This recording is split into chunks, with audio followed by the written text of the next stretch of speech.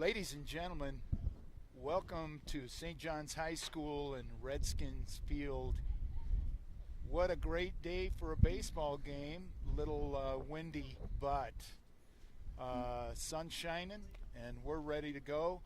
The Redskins face the Pima Rough Riders, and on the mound for the Redskins today is the senior Joe Bushman. And one thing we know about Joe is he is going to fight you tooth and nail. In the batter's box for the Rough Riders is Jayden Roberts. He is the left fielder, and he takes the first pitch in the dirt for ball one.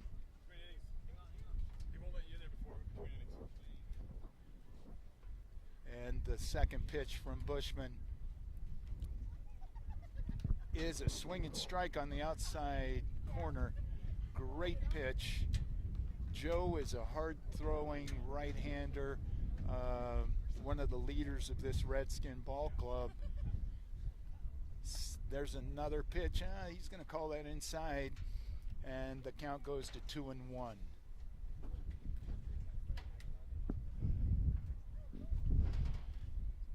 It's a little nippy out here today, I got to be honest. There's strike two called, letter high curveball to bring the count to 2-2. Here's the 2-2 pitch, just a little low, and we're going to go full on the count. So Joe Bushman with the payoff pitch, and brings it straight down the middle and caught Jayden Roberts looking for the first out of the ball game. Now coming to the plate for the Pima Rough Riders is one of my favorite Rough Rider athletes. This is Reggie Stewart. As the varsity basketball coach, I've seen enough of Reggie Stewart this year. He is a tremendous athlete in all sports. He is the shortstop. And there's the pitch, and he drives that straight away center field, and that's going to fall in front of Dion Perry for a base hit. He was first pitch swinging, and not surprisingly to this coach, I expected nothing less from Reggie. Next up for the Rough Riders is Devin Hewitt. He is the third baseman wearing number 8, and he takes a sign from his coach and is ready to go. Joe looks at the runner, looks at the catcher, looks at the runner, and here he goes, and Reggie is running on the pitch, fouled off, and so he's going to have to return to first base. You know, he got a great jump on that one. Well, like I said, Reggie is one of the best athletes at Pima High School. He's a tough competitor. That voice you heard was none other than Paul Hancock, and I'm seated between the Hancocks. I've got Kale to my right and Paul to my left, and we're excited. Kale, how you doing today? Doing well, thank you. Kale has been studying this game, so he's going to be a big help today. If we both talked about the wind, if it would stop, this would be a perfect day. So with the count 0-1, Joe Bushman fires over to first to try and keep Mr. Stewart close to the bag, knowing that he's going to take some chances over there. Well, Reggie got a good jump on that one, and so Joe's got he got Joe's attention, took off again. There he goes. Ball's hit to third base. The throw way over the head at first base, and so Reggie's going to move to third, and Devin Hewitt is standing 2 after that overthrow from third base. You gotta love the aggressiveness that Pima showed there, stealing on the, 2 pitches that he saw. He was off to the races. 2 pickoff attempts, but then puts it into play. Well, Reggie Stewart, I saw enough of him during basketball season, so the fact that he went from first to third is not surprising. Absolutely not. So now you're sitting there with 2 runners in scoring position. Base hit, get you 2.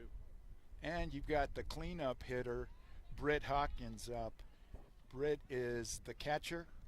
He's batting cleanup. He looks aggressive. He's way up on top of the plate. So Joe's got his work cut out for him to hold these Rough Riders. That ball's inside. The nice thing for Joe, though, is they can't really steal anymore. You know, they're done stealing. It's rare. The stolen home is rare. It happens. It's rare. So now you can focus, concentrate on the batter, and see what can happen. That ball's in the dirt and nicely blocked by our catcher and senior captain, Justice Burt. And Justice, he's our do-anything guy. You know, he pitches, short, catches. Well, I don't know. I think when they go out to eat, he does dishes, too. Well, he can do anything. This is his game. He loves baseball, and he can play anywhere on the field. There's a nice pitch. Just down a little to take the count to 3-1. Joe really needs to bear down here and see if he can't get a strike here. You know, our home plate umpire today is Elmer Murray. He hails out of Chinle area. He's a contractor up there. He's also a basketball and football official. I had him as an umpire last season in a football game, and he did a phenomenal job. He's a great guy, great umpire. Just so you know, if he does look big, he is. Yeah, he looks big, all right. He's bigger than I am. So next up for the Pima Rough Riders is number 1, Coy Miller, another basketball player I recognize. And the first pitch is high and outside. The Redskins have loaded the bases with 1 out. Love to see a turn 2 here and get out of this inning and go see what we can do with the bat. That's a great pitch right on the inside corner of this left-handed hitter, Coy Miller, and he's able to have him look because that pitch was going to be tough to hit. He wasn't going to be able to swing the bat. Yeah, that ball kept carrying into his bat. It was going to eat him up on the handle. If he had any contact, it was just going to be a little dribbler. Little dribbler, maybe a pop fly, little popper. I'm hoping for a little dribbler that turns 2. He's swinging at the outside pitch there, so Joe's ahead in the count. There's the pitch, and Coy is able to drive that ball hard to left field to score a run. That ball was not going to be caught directly in between the third baseman and the shortstop. That was a great piece of hitting. Fortunately for the Redskins, it goes right in front of the left fielder, who's able to keep it in front of him and keep the runner at third. That left fielder, Dason Spencer, did a great job on that to hold the runners to go station to station. Welcome to another Legacy Teen Production broadcast. My name is Judge Mike Latham. All right, there's pitch ball, and here we go with, this is Garrett Hewitt, and he is the designated hitter for the Rough Riders.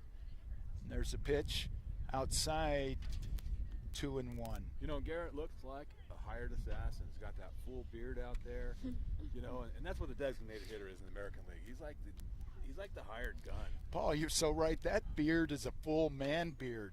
That's not a high school beard. That's a full man beard right there. I tell you, like I said, I didn't have to shave until I came home from my mission. You know, I think I was 25 before I was shaving every day. Finally, at 40-something, I finally grew a beard, and it still wasn't as good as that one. You know, watching my dad shave every day, I was like, I don't want any part of that. I'm glad my facial hair didn't go for a while. I'll tell you right there, he is the hired assassin. Garrett is able to drive in 2 with a base hit directly over the shortstop. Now leaves runners at first and second now. The left fielder bobbled that slightly, and Pima's showing that they're aggressive today. They're going to run. And they got a lot of little athletes that look like they have some quality speed, and they're going to get around the bases. So St. John's got to come up and field cleanly. Justice is going to go out and talk to Joe and settle him down a little bit. 3-0 is not difficult to come back from, but we need to stop the bleeding right now. Up to bat for the Rough Riders is the pitcher, R.J. Morales. He's looking over at the coach for a sign and steps in, ready to go.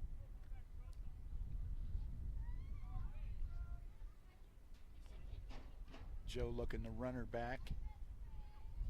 And there's a pitch straight down the middle, fouled back for strike one. I tell you, as aggressive as Pima is, I would not be shocked to see him go for third, which, third's a little bit easier to steal than second. Yeah, we've had that conversation before. I actually think third is much easier still than second because they have to hold you on. They come off. You can get a lot larger lead. There's a pitch. That ball is stung to the shortstop. There's one, and they're unable to turn two. Yeah, we're fortunate to get one. The second baseman bobbles it, drops it on the ground, but is able to pick it up while standing on the base to get the out.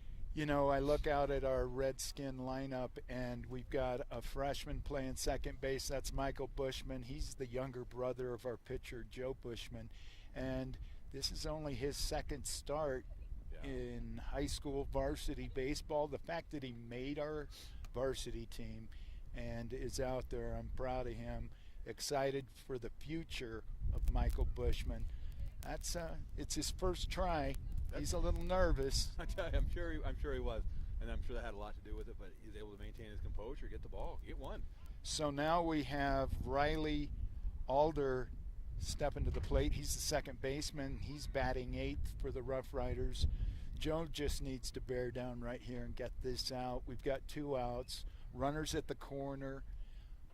Joe will be able to do a good job right here. I like a baseball player that picks the number 13 like Riley did. He's up there. He's ready to go. There's the pitch. It's outside. We're not going to throw down there. Yeah, and get the out. We just need to bear down and get this batter. I like what Pima did there. Advancing the runner again, base hit, get you two. I also like the fact that St. John's didn't go after him. All you need to do is get one out. One out. We are looking at a count of 1-1 even. We'll be in good shape if Joe can get this out because our bats are hot right now, and we'll see if they stay hot to start this game. That ball's just a little high for ball two, count 2-1. Looks like the umpire's not signing 2-2. Nope, there he went to 2-1. He was a little confused. Must be the time change. Could be the time change. So 2-1. I like that pitch. A lot of times you get kids chasing, especially the later hitters in the batting order. They like to chase. So now it looks like Joe's behind in the count 3-1. He's going to have to really concentrate on that glove, get that ball to Justice, and there's a pitch, still high. And so Joe loads the bases with the first baseman, Chris Cerna, stepping to the plate, number 15. Well, if you're Pima, you're happy. You've gone through the lineup. You've loaded the bases twice. You're your number 9 hitter, so worst case scenario, you start off with number 1 again next inning. Agreed. Joe's going to have to find the strike zone there. That ball is on the outside for ball 1.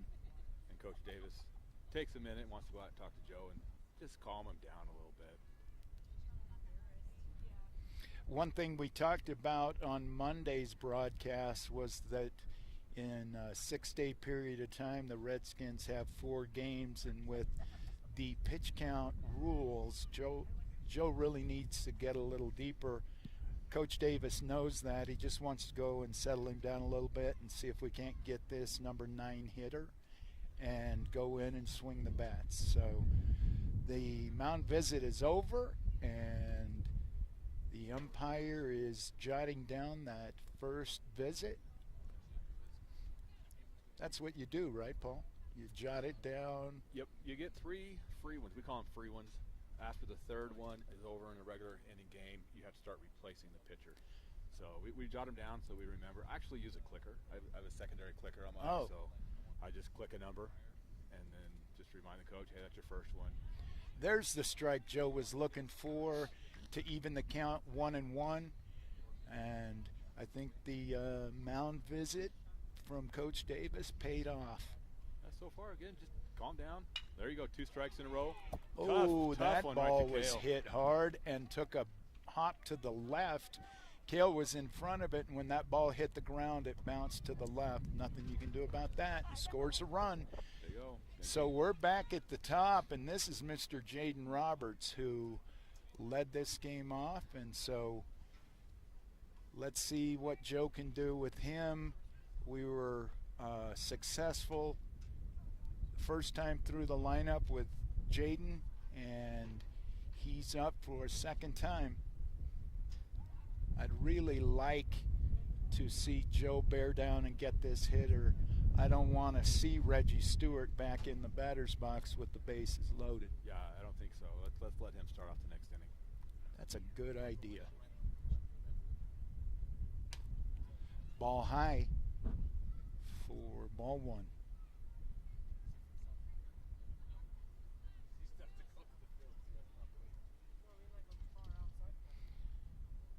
Second pitch from Bushman is a swinging strike straight back. And I don't know if you saw that or not, but Kale here does not believe that a chain link fence will stop a ball.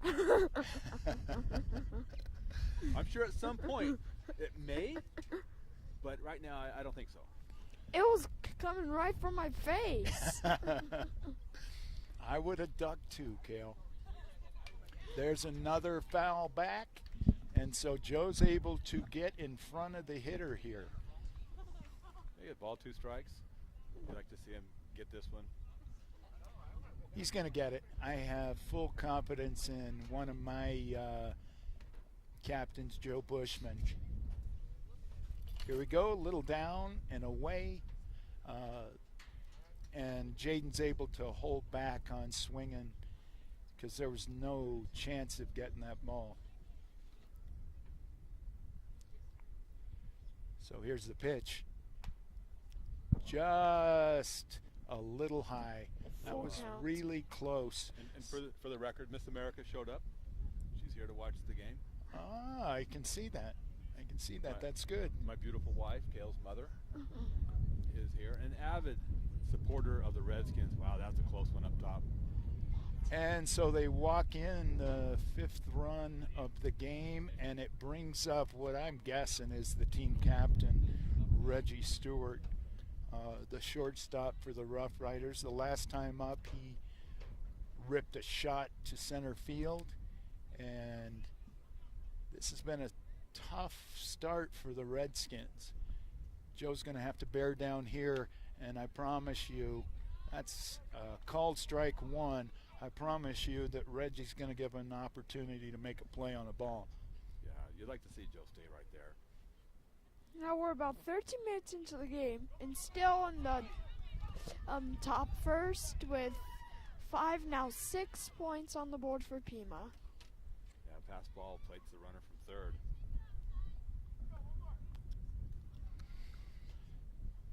So now with runners at second and third, Reggie steps in and looks at a 1-1 count, and he'll be aggressive, anything close. It's 0-2. I thought he swung at that one. There's There a you go. ball hit in the air. That's going to be a tough one, and the freshman, Michael Bushman's able to get back there and make the play on the ball. I'm very happy to see that. So at the end of the first half inning, the Redskins have got their work cut out for them. The score is 6-0. You know, that's a great play by the freshman. You know, a little earlier looked like the nerves got him on that double play opportunity, but he's able to make a play on a kind of a difficult play. Well, difficult hit ball. he had to turn around and go get it, and anytime you have to turn around and go get it, that is a tough play. Yeah, it's not the easiest ball to get after, but it was a great play. Now maybe his nerves, he got the one out of the way, and now let's see if the bats can get hot. Agreed.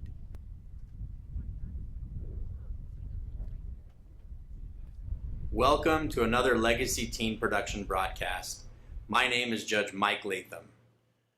We founded Legacy Teen Productions in 2020 as one of the many proactive youth engagement programs that are part of our Legacy Teen Centers. Our goal was to provide high school students with the opportunity to learn about video production, editing, camera operation, and live streaming. Each broadcast is filmed and produced by local high school students and mentors from the Loft Legacy Teen Centers. These broadcasts highlight the athletic skills and talents of our local youth and provide friends and relatives across the world the opportunity to watch our youth compete and perform. These broadcasts would not be possible without the dedication of our Loft mentors, Paul Hancock and Victor Chavez, as well as our amazing volunteers, announcers, and student camera crews. On behalf of Legacy Teen Productions, we hope you enjoy the broadcast.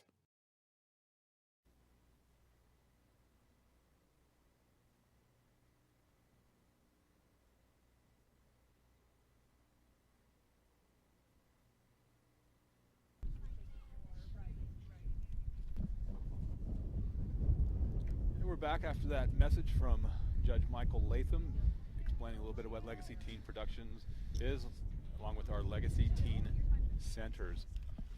And Pima pitcher is finishing up his warm-up pitches. And Pima's pitchers RJ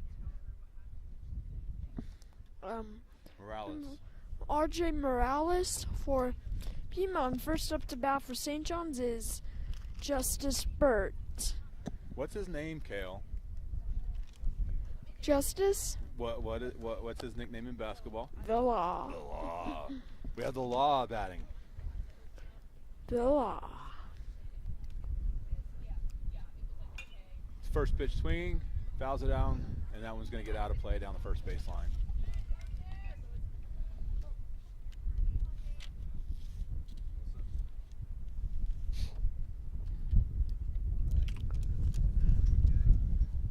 Our wind seems to be picking up. Not quite as bad as it was 2 days ago.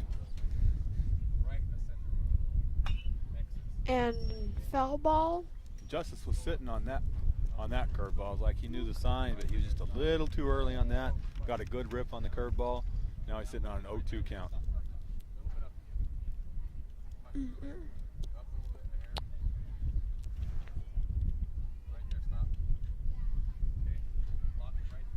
Pitch a little bit outside, goes to the backstop. 1 ball, 2 strikes on Justice.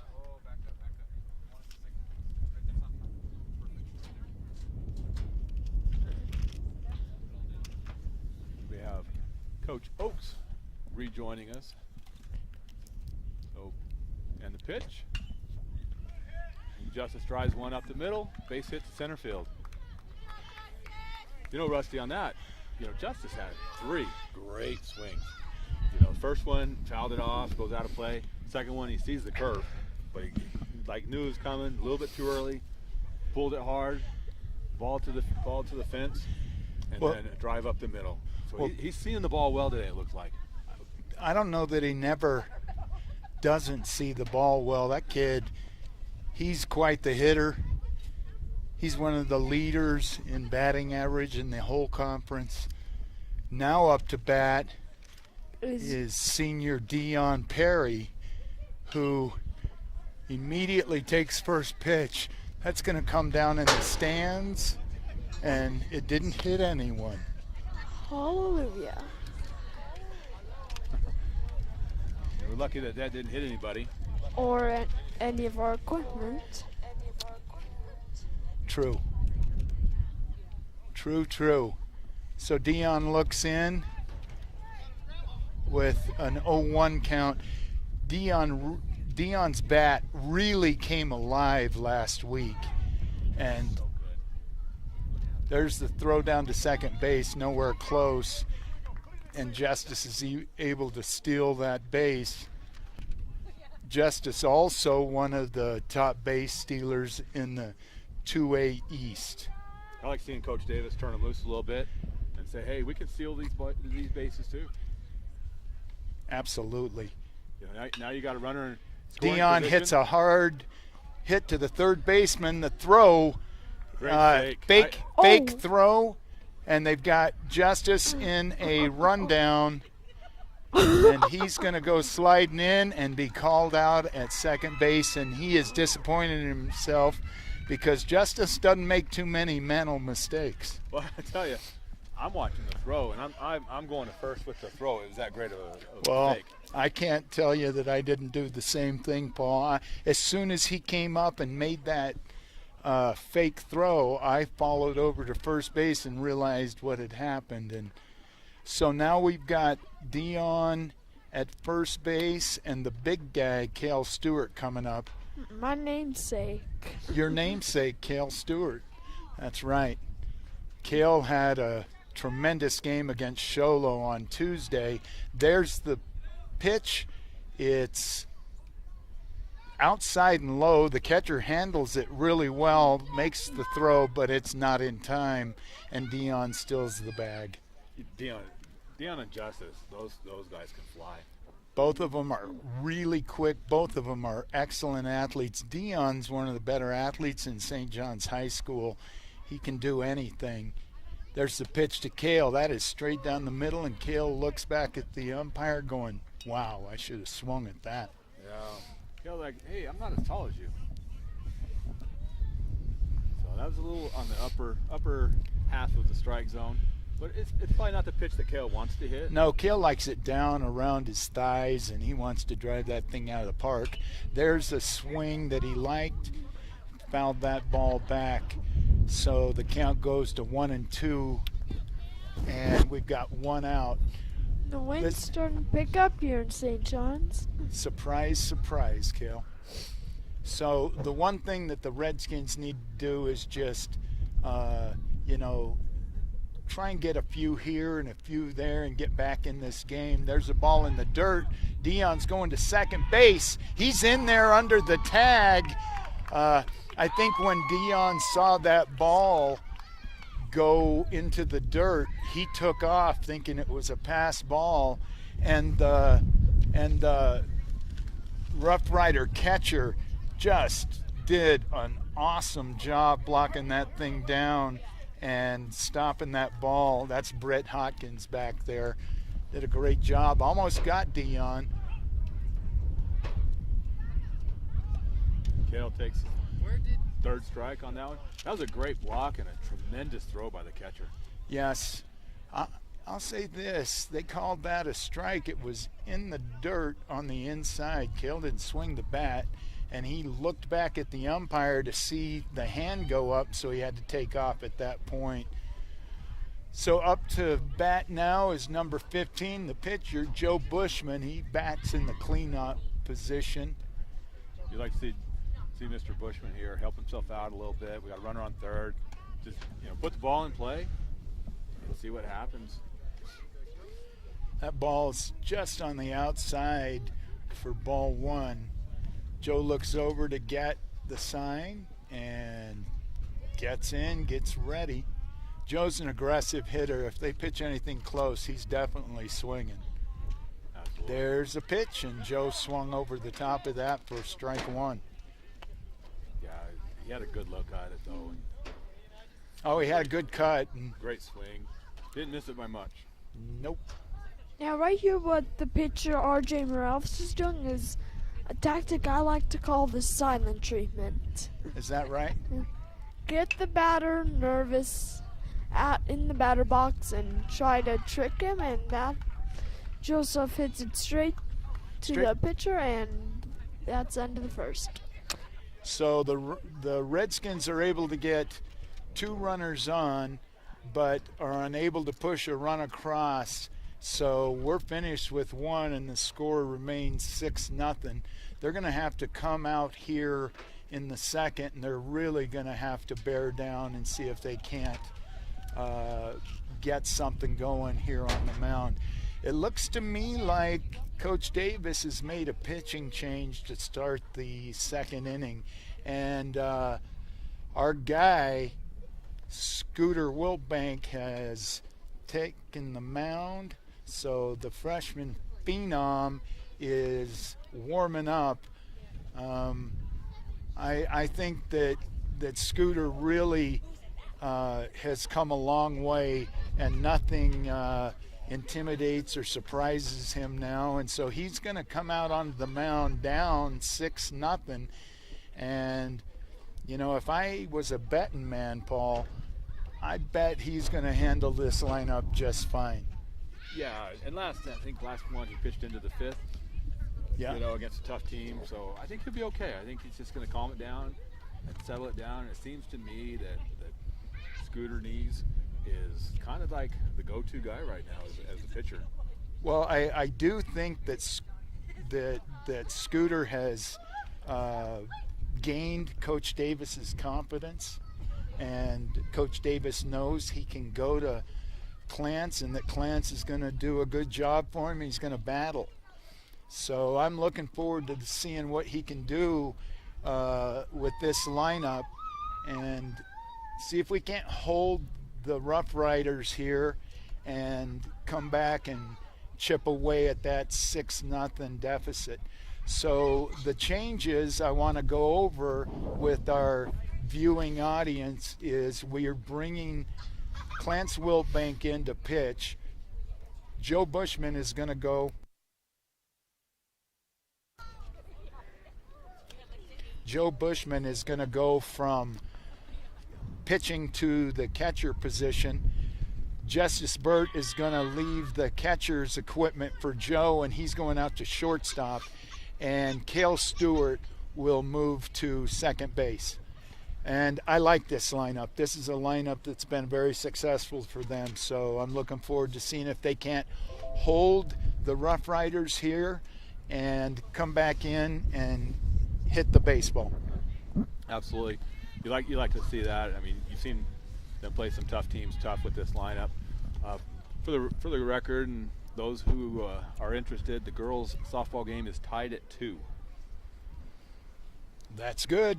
I don't know which inning it is. The update I got was they're tied at 2. Great inside pitch. So Clance Wiltbank starts off Devin Hewitt with an inside fastball for strike 1. Devin's the third baseman for the Rough Riders. He's looking here, and that ball's inside to bring the count 1-1.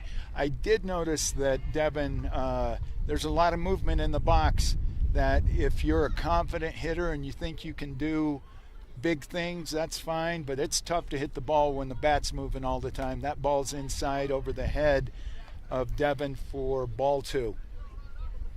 All 3 pitches from Knees has been inside. First one catching the corner, the other 2 have been a little bit more inside. So it looks like he might be setting up for outside here. There's a pitch, and that is fouled out of play and brings the count to 2-2. So Clance still ahead in the count, and I think he's going to look in here and loves to get ahead in the count and then give the hitter something he hasn't seen. There's a ball that bounces in front of the plate, and it's full count. So Clance is going to have to bear down here with a payoff pitch and see if he can't throw it past him for strike 3.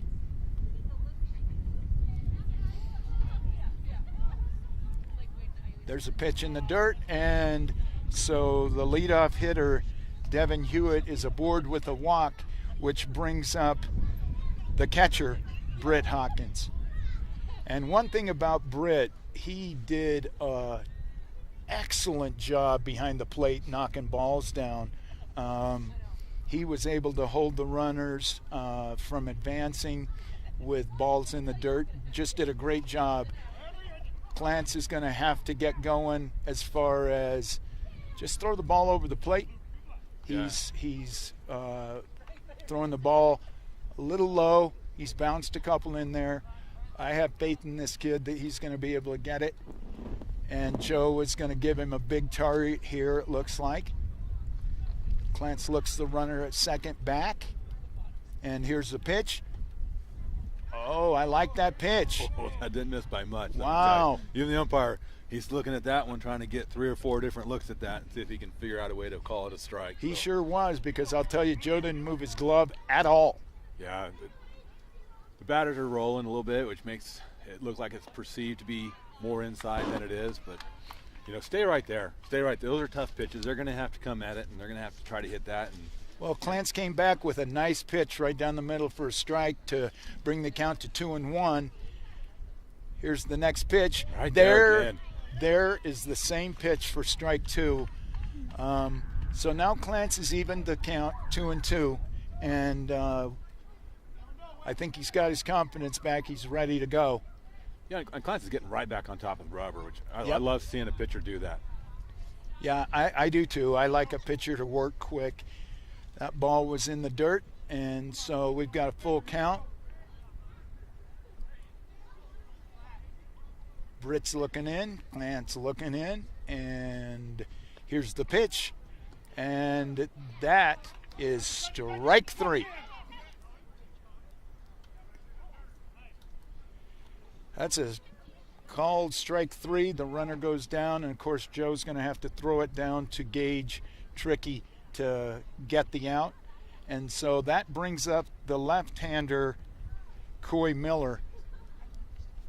Coy was able to get on last inning and score a run, and he steps in this time with that awesome open stance that I talk about a lot, because what happens with that open stance is they're standing there, and when they step forward, they drop that front shoulder and able to really get a good swing on the ball. That first pitch is a called strike, and Clance is starting to warm up. Looks like he's ready.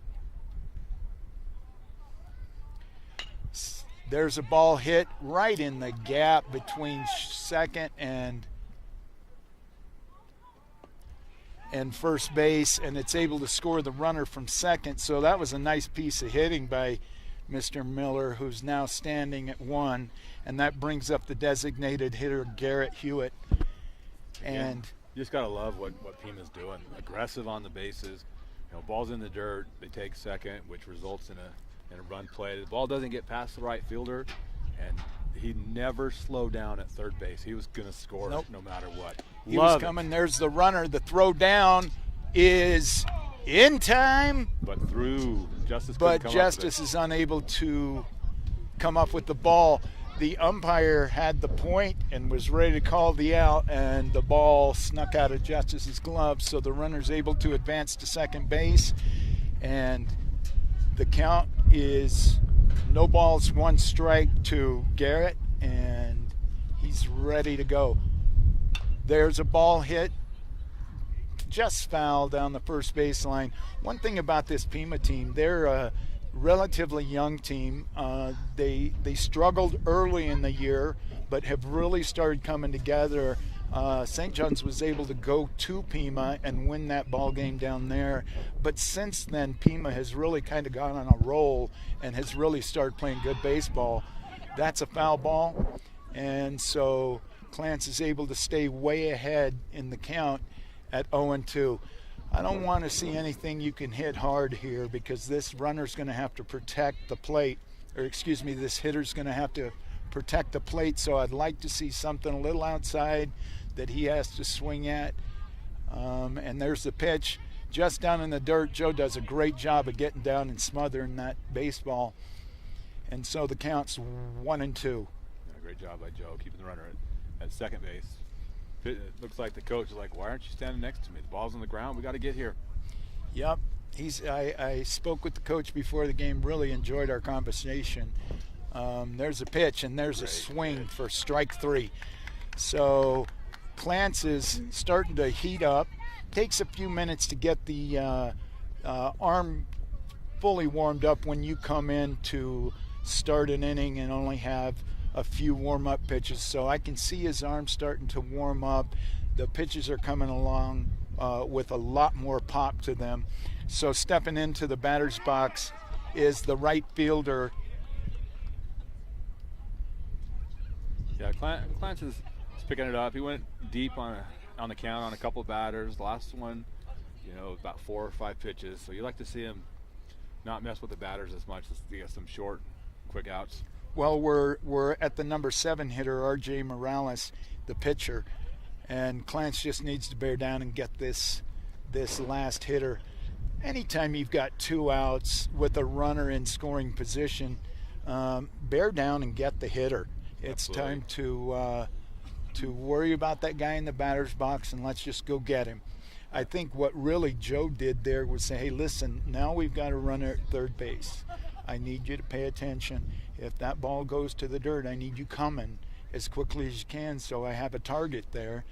And little conversation. Clance is ready to go. There's a pitch. Oh, I like that pitch. Just a little high. Little up. On that last one, the pass ball actually hit the umpire in the left arm, and so he went out there to talk to him, give the umpire a minute to try to get the feeling back in that arm. There's a pitch straight down the middle, and that's fouled back. That's a nice pitch by Clarence Wilbank. Now he's got a little momentum going for him. It's 2-1. We got 2 outs. If we can stop the bleeding here, I have full confidence that our hitters are going to come back and start putting some runs on the board. So Clarence looks at third, comes to the plate, just a little high, and that takes the count to 3-1. Yeah, you'd like to see Clarence get this one, bear down, not have to throw many more pitches.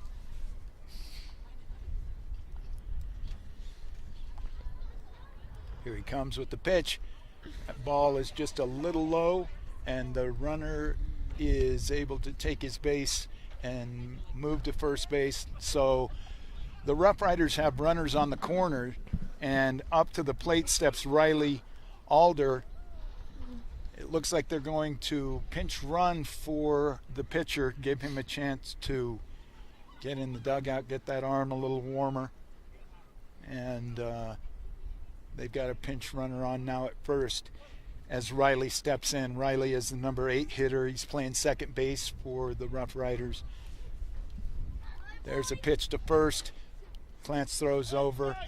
Again, with 2 outs, I really feel like the concentration needs to be on number 13 in the batter's box, and let's just get this last out. So Clance looks in. The runner's going to take second base, and he goes first throw. Justice is able. Why? And a run scores. That one was tough because Joe threw that ball with enough time to get the runner at second and 2 outs. But we stepped in front of that and tried to get the runner at home, which now brings the score to 8-0. And we have 2 outs with a runner on second base. So let's bear down. Let's get the hitter, and let's get in and see if we can't start putting some runs on the board. Pima Rough Riders are coached well, and they are very aggressive on the base paths. We really need to just concentrate on the hitters. We hope you're enjoying and getting today's those Legacy guys Team out. production. So there's a second strike of the at-bat, and Riley Adler is now with 2 strikes, no balls, and he's swinging third strike into the catcher's mitt, and that's the 3rd out of the inning. But it's not before the Pima Rough Riders are able to score 2 and take their lead from 6-8. And the St. John's Redskins are going to have to come alive with the bats in the bottom of the 2nd inning. Coach Davis is having a conversation with Clance, letting him kind of know, what he saw, what he didn't. This is a great teaching moment for Coach Davis and his freshman pitcher. The fact that Coach Davis is taking the time, talking with Clance, making sure that they're all on the same page, I really like that a lot. So back on the mound for the Rough Riders is R.J. Morales taking a few warm-up throws. And for the Redskins, I believe we're going to see Gage Trickey up to bat, and he should be followed by Wes Scarborough. And this group of hitters, Gage, our first baseman for the Redskins, Wes Scarborough, the 3rd baseman for the Redskins, then Clarence Wilbank, who is now the pitcher, will be batting 3rd, and then Dayson Spencer will be batting 4th in this inning. And I'm hoping to get to Dayson because Dayson's bat exploded on Tuesday, and he was able to do some significant damage to the Show Low Cougars in a much-needed victory for the Redskins on Tuesday. So Coach is talking to the hitters, and we're going to see if we can't put some runs on the board here. I don't see there's any reason, Kale, that we can't put some runs on the board here with these hitters coming up. Gage Trickey, tough hitter. Wes Scarborough, tough hitter. Then we've got the freshman phenom, Clarence Wiltbank, coming on. What do you think? Well, I think we need to start getting some runs in, maybe, because I watched this Pima team during during warm-ups for the game, and they are very dangerous in the outfield. Oh, they can do a lot of good things out there. This is a good ball club, and they got nice weather down in Pima to get to play baseball a whole lot more. So stepping in is Gage Trickey. He takes that first pitch, and he drives it down the third baseline. And it just foul. He never came off the field to make that play. Wow. Yeah, so it was just foul. You could just see it where the third baseman picked it up on the left-hand side of the foul line. But good to see Gage hit it. Well, Gage and is hustling down. He beat the throw, so the third baseman knows if it comes to him, he ain't gonna get him. No, and he's attacking a pitch that's close, and I like to see that. When you're down 8-0, you're going to have to make something happen. I think Gage knows that. And Gage has been a varsity baseball player for the Redskins his whole entire high school career, so he's not going to stand and watch. He's going to work hard to try and get on base. He knows that he needs to get that lead off at bat to the base paths. You'd like to see him, work him a little bit, make the pitcher work. I think the Pima pitcher's actually been pretty smooth through the first inning. I'd like to get to him a little bit, put him under pressure, put him under stress, and see what he's made of. Well, he's under stress now at 3-1, so let's see. There's the pitch, and it's in the dirt. And so Gage Trickey works a leadoff walk, and so we have our first base runner on, and up to the plate steps Wes Scarborough. We've talked about Wes at length. He's an aggressive hitter. He stands right on top of the plate. He gets as far forward as he can next to the plate. There's the pitch, and he's swinging. That's a tough hit to the shortstop, who backhands it, has to make a long throw, and makes the throw. When I talk about the Rough Riders and their shortstop, I've told our listeners what a tremendous athlete Reggie Stewart is, and he showed everybody right there. He backhands that ball and throws out Wes while running toward the third base bag. Great job by the Rough Riders shortstop there. So up to bat now is our pitcher, Clarence Wiltbank, and he looks in. Clarence is ready to go. There's the pitch. That ball is watched straight down the middle for strike one. Yeah, just caught his knees. You can see the catcher sitting up outside. They're trying to go outside on him right here.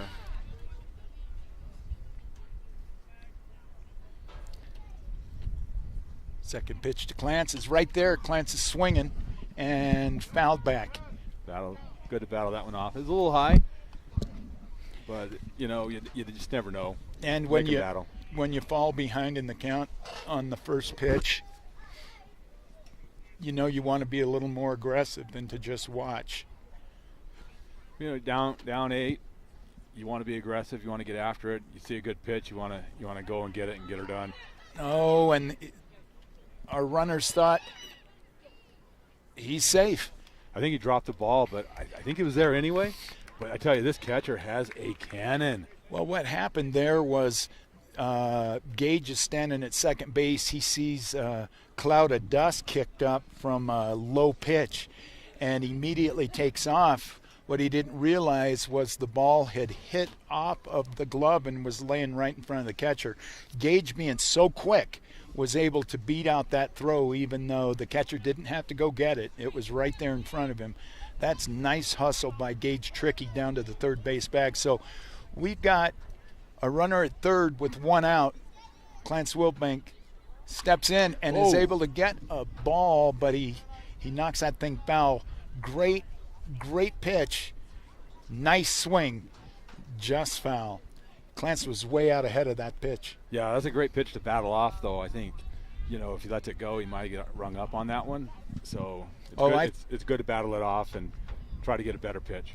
Well, it was definitely going to be right down the middle, and so Clance was very fortunate to get his bat on the ball, but he's going to get rung up on the outside half of the plate.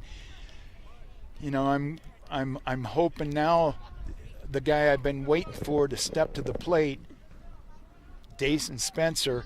On Tuesday, Dason had a breakout game and really started ripping the baseball. So he steps in with a runner at third and 2 outs.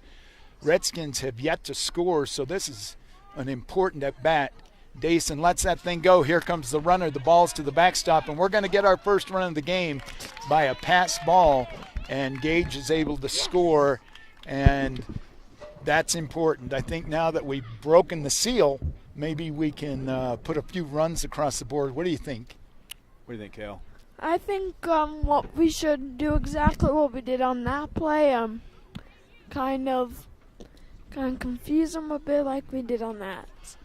Yes, we've got Dason up right now, and like I said, Dason on Tuesday had a breakout game and was hitting the ball to the fence. I'd like to see that happen again now, and there's a pitch straight down the middle. He knocks that thing about a mile in the air, and that's going to be out of play, and so he's going to get another shot. On deck for the Redskins is Afton Cox, the right fielder, and Afton also had a really great game on Tuesday. So this part of the lineup has been successful for the Redskins all week. On Monday, they were the part of the lineup that scored a bunch of runs, and I'm hoping that they can continue even with 2 outs.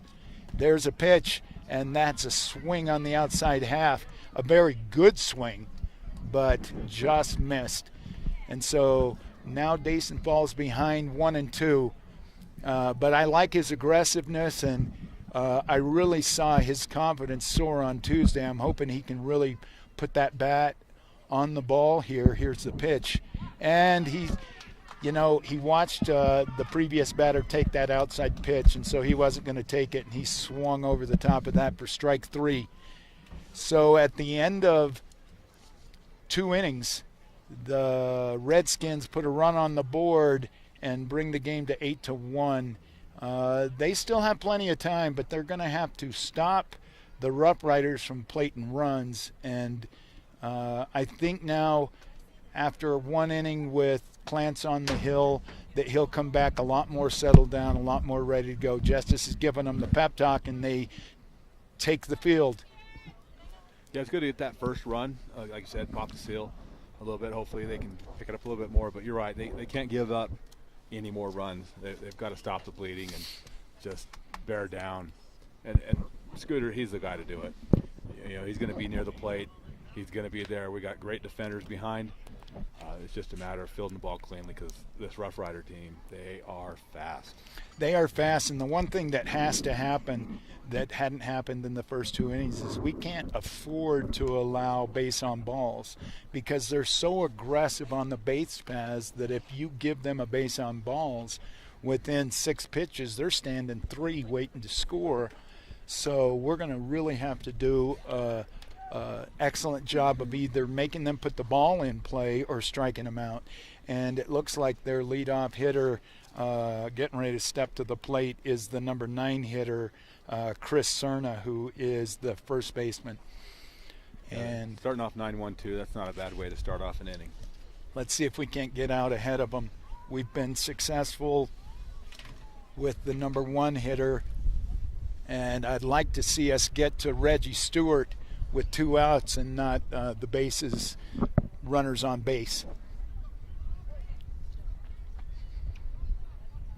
Here's the first pitch. That's straight down the middle with a little sauce on that thing for strike 1. That's like, hey, here you go. Let's see who's mano-a-mano here. Which one's tougher? He brought that thing with everything he had. That was a great pitch to start the inning. Yeah, I love seeing first pitch strikes. That's a nice pitch too, just a little low. The hitter laid off that pitch, so. Yeah, that's a great layoff. He's been pretty consistent calling a little bit low, but that was just a little too much. That ball bounces in the dirt. No runners on base. Joe just lets that thing go. No sense in taking a bruise for no reason. No, the umpire's got a couple extra in that ball bag. The on-deck batter, he'll go back and get that for you. 2-1 on the count. Here's the pitch. In the dirt again for ball 3. Clance just needs to relax, sit back, throw bullets at the glove, get back on top of this. Yeah, he's throwing like he wants to get 3 outs on one pitch. It's not possible. Just get one at a time. There's a pitch straight down the middle. That ball's hit to the shortstop, Justice Burt. Comes up clean, throws, and is able to get the play because Gage Tricky, you know, he did that the last game we called. That's He's fearless. able to dive out for the throw, get the ball in his glove, and then dive to the bag and touch the bag with his glove before the runner gets there. Gage did an unbelievable job there. The hustle he shows every single game. Not only does he score the first run of the game, he makes an incredible play at first base. So now they're back to the top of the lineup with Jayden Roberts, and he takes the first pitch swinging. I tell you, that's the type of play that can get a team going. I agree with you, Paul. I agree with you. If St. John's can get in quickly after that play, I think they have a little bit of momentum. They'll have a little bit of ability, and maybe they can make a run and put a dent in this lead a little bit. But you can see Clance now. He's firing. He's got 2 strikes on this hitter, and he's just like, you're not going to hit me today, buddy. Way ahead on the hitter, the leadoff hitter for the Rough Riders. 0-2 count. There's the pitch, just a little high. I thought if he went down again, he was going to get the swing again. He'd gone down twice and was able to get ahead of him. The ones up in the eyes, sometimes the hitters just won't even swing. Yeah, I think that was a curve that just didn't do anything. Yeah. I don't think he had enough spin on it to get it to cut down and in. It's a great thought. You went down with 2 fastballs, come up a little bit with the curve. Maybe you can trick him a little bit. But I don't think it broke. It was just off speed at that point. So he's got a 1-2 count on the hitter, and there's strike 3. Great pitch. That's a nice pitch by Clance. He looks in and just throws a dart down the middle of the plate, and the batter, Jayden Roberts, swings over the top of it. So now with 2 outs, the number 3 hitter in this inning is the aforementioned Reggie Stewart, and he swings at the first pitch and fouls it back. Yeah, Clance is coming now. I think he's got some confidence. His arms loosened up a little bit, and he's ready to go. And he's getting right back on top of that mound. Yeah, he's a quick worker. There's the pitch. Oh, I like that pitch. Right letter high, straight across the plate. We're calling that a little high. Just a little bit. You know, that's a good pitch. It's not going to go anywhere. It's going to probably go straight up. It's hard to get the bat on top of that one. There's a pitch. Wow. I mean, you're facing one of the toughest hitters on this Rough Rider team. Clance throws that inside low, and Reggie swings right over the top of that. Well, I like what Clance is doing. He's changing his eye level quite a bit here. He's starting to work up and down, in and out. And it makes it a little bit more difficult to the batter when you don't really know where it's coming.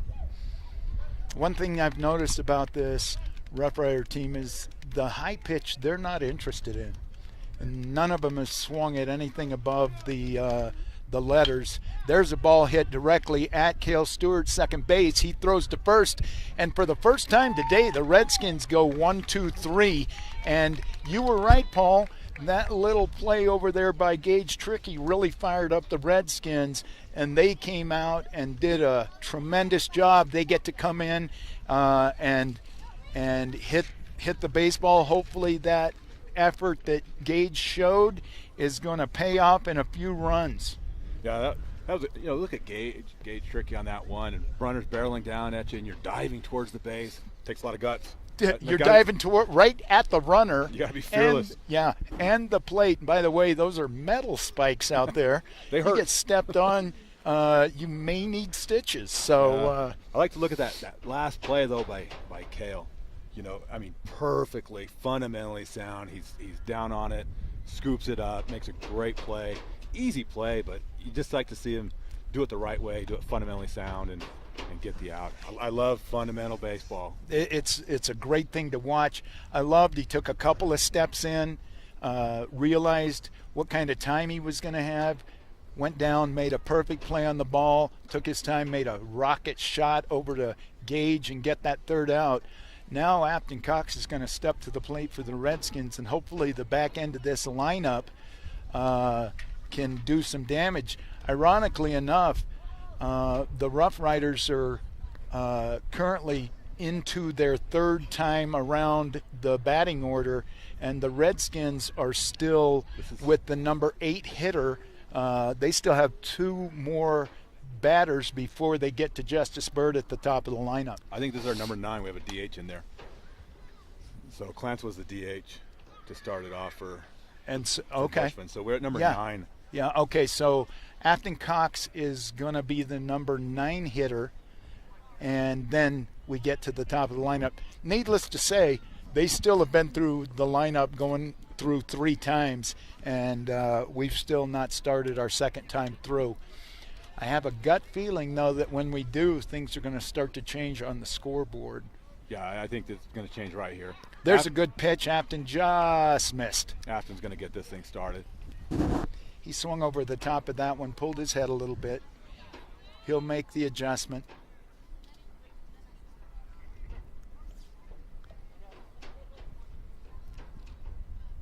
There's a pitch way outside, and Afton, good eye, lays off that thing to bring the count even at 1-1.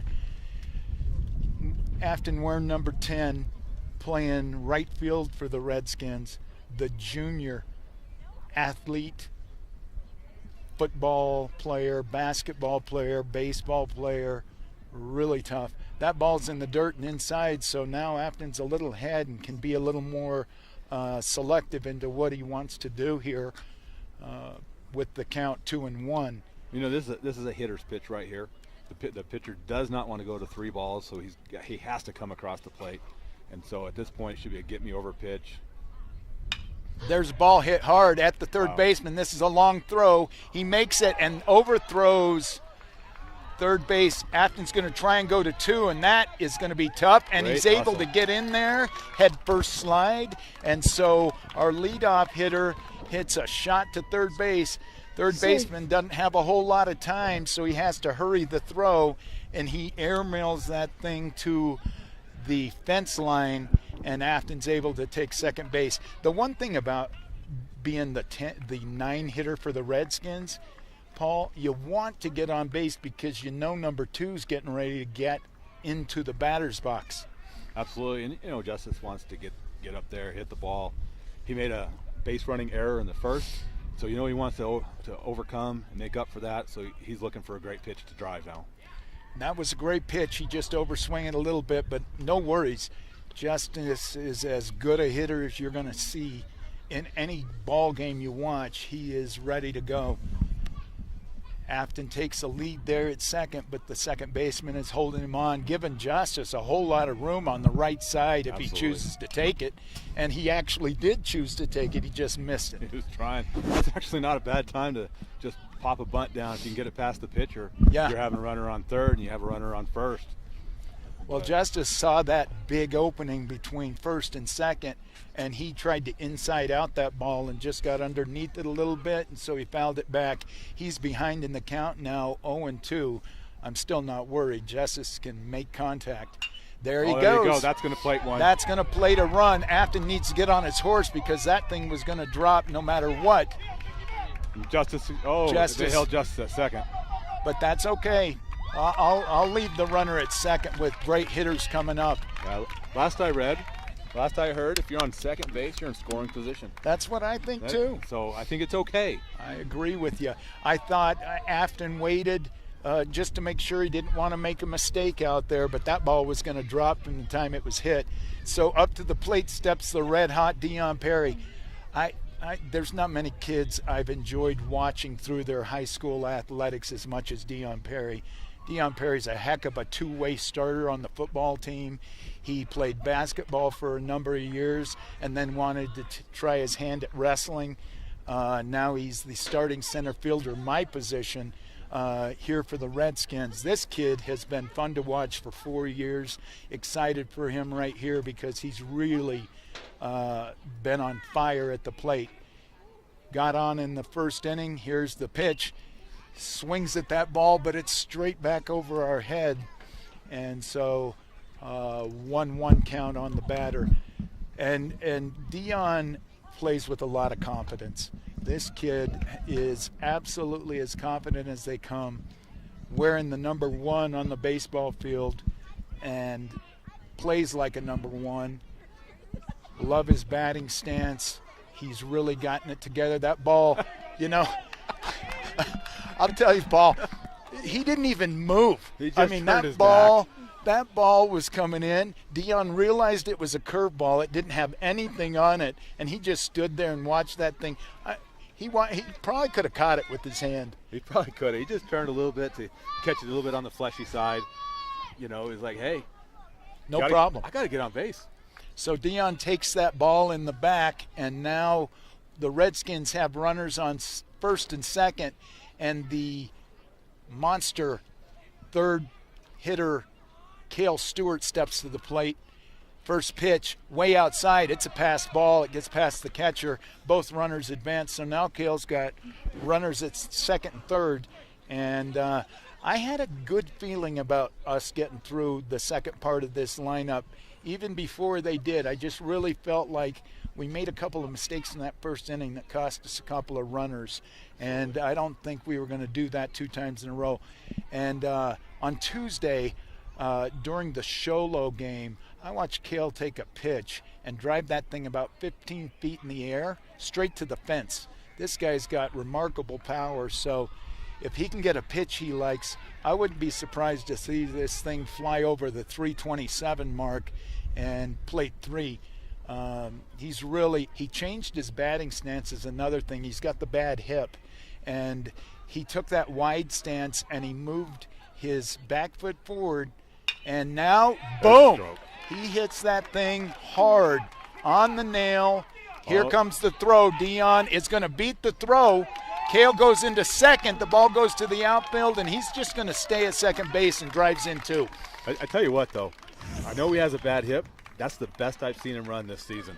Well, I think that the way he played on Tuesday against Sholo may have made that hip feel a whole lot better. And he just absolutely hit that ball on the screws and scores 2. And that brings up the cleanup hitter, senior Joe Bushman, who is ready to do some more damage. And just like that, it's 4-8. Yeah, well, the Redskins played this Rough Rider team and put it on them a little bit at the start of the year, so they know that they're capable. It's just a matter of doing it, and he did that. Now Joe Bushman takes strike 1. That ball gets in front of the catcher. Kale thought about it, but turns around and comes back. And to be honest with you, I'm glad that Kale went back because I think the catcher gets him. This guy's got a cannon. Kale's not at full strength. He's not full speed right now. And there's really no reason to go to third base. You're in scoring position with no outs. You make the first out at third base, and you're going to take a butt chewing that you don't soon forget. Right. Coach Davis does not allow third base outs. That's a bad place to get an out. You're in scoring position at second base. You got a good hitter at the plate. He's down 0-2 right now, but he's good enough to foul a few off to get to what he wants. I believe Justice was down 0-2, and he scored a run. So here we go with Joe. There's the pitch to Bush. That ball's in the dirt. He takes that. I'm not sure this announcer would have been able to lay off that pitch. I'll tell you, that ball came in, I was swinging. I think I was swinging mostly so I wouldn't get hit by it. Self-defense. Well, I'm swinging just so I don't get caught looking, because when I played, you get caught looking, you get that backward K, and you take some serious verbal abuse when you get back to the dugout. Yeah, that was like the unforgivable sin. You just do not look at the third strike. That is right. So, hey, listen, the Redskins have clawed back, scored 3 in this inning. There's no outs. We got a runner at second base. Joe Bushman has evened the count at 2-2. There's the pitch in the dirt again, way outside. So Joe has battled back from being down 0-2 to taking the count to full. And this pitcher is going to be worried about this pitch because he doesn't want to put the next batter on first base. So he steps in with the full count, really needing to make a pitch here. Joe has crowded the plate a little bit, making it a lot more difficult. They throw back to second base. Kale was maybe 3 feet off the bag. Yeah, I went very far. And so they turn and throw. I'm glad that Kale enticed that throw a little bit. I'll tell you one thing, umpire, obviously, he's hearing it too, but you can sense the confidence coming from St. John's. Their dugout's getting a little noisy.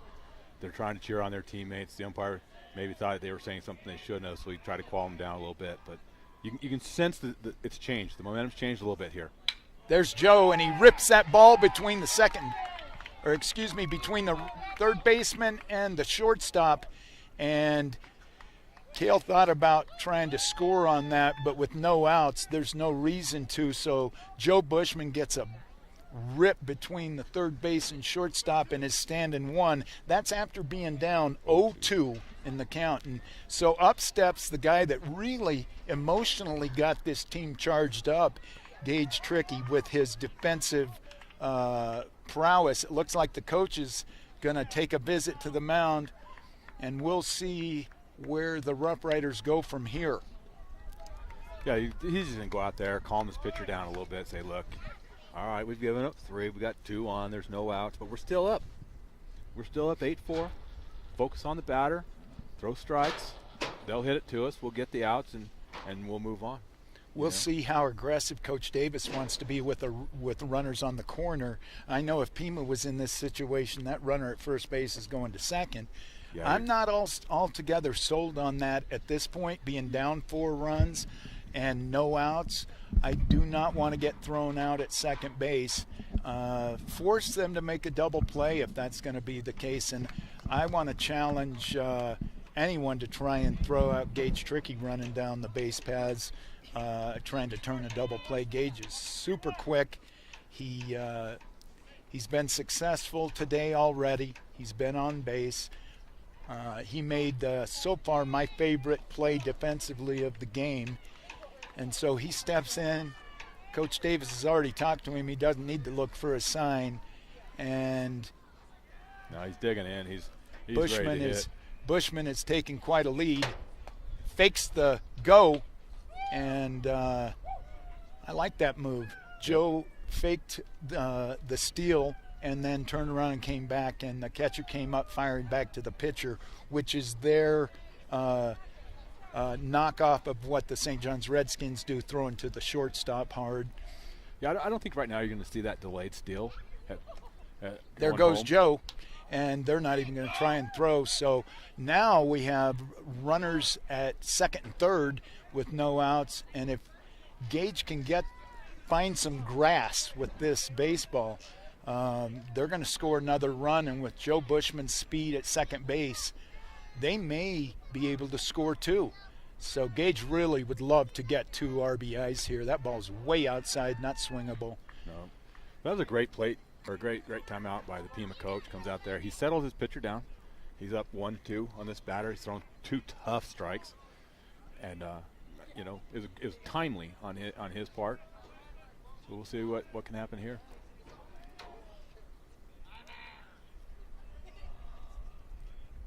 Looks in and throws. There's a ball hit, but it's hit right at the shortstop.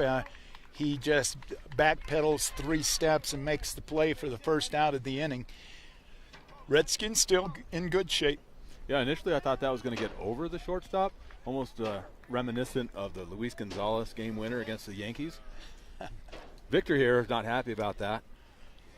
That was many years ago, and Victor's still bitter. That was 3 lifetimes ago. You know, we're talking, what are we talking, 20 years ago, 2001, right? Yeah, Victor, you should let that go, buddy. Last time they were in the playoffs. So up to bat now is Wes Scarborough, and Wes is looking to really get on track here. Yeah, it'd be a good opportunity here, good time for Wes to get a base hit and plate two and get us cut into this lead a little bit more. Wes got the bat on the ball his first time up, but he was thrown out at first base. So here makes it a little more difficult. The third baseman is having to hold the runner on. He's a little closer to third base. The same hit that Wes made in the second inning, he would actually get on in this inning. Absolutely would.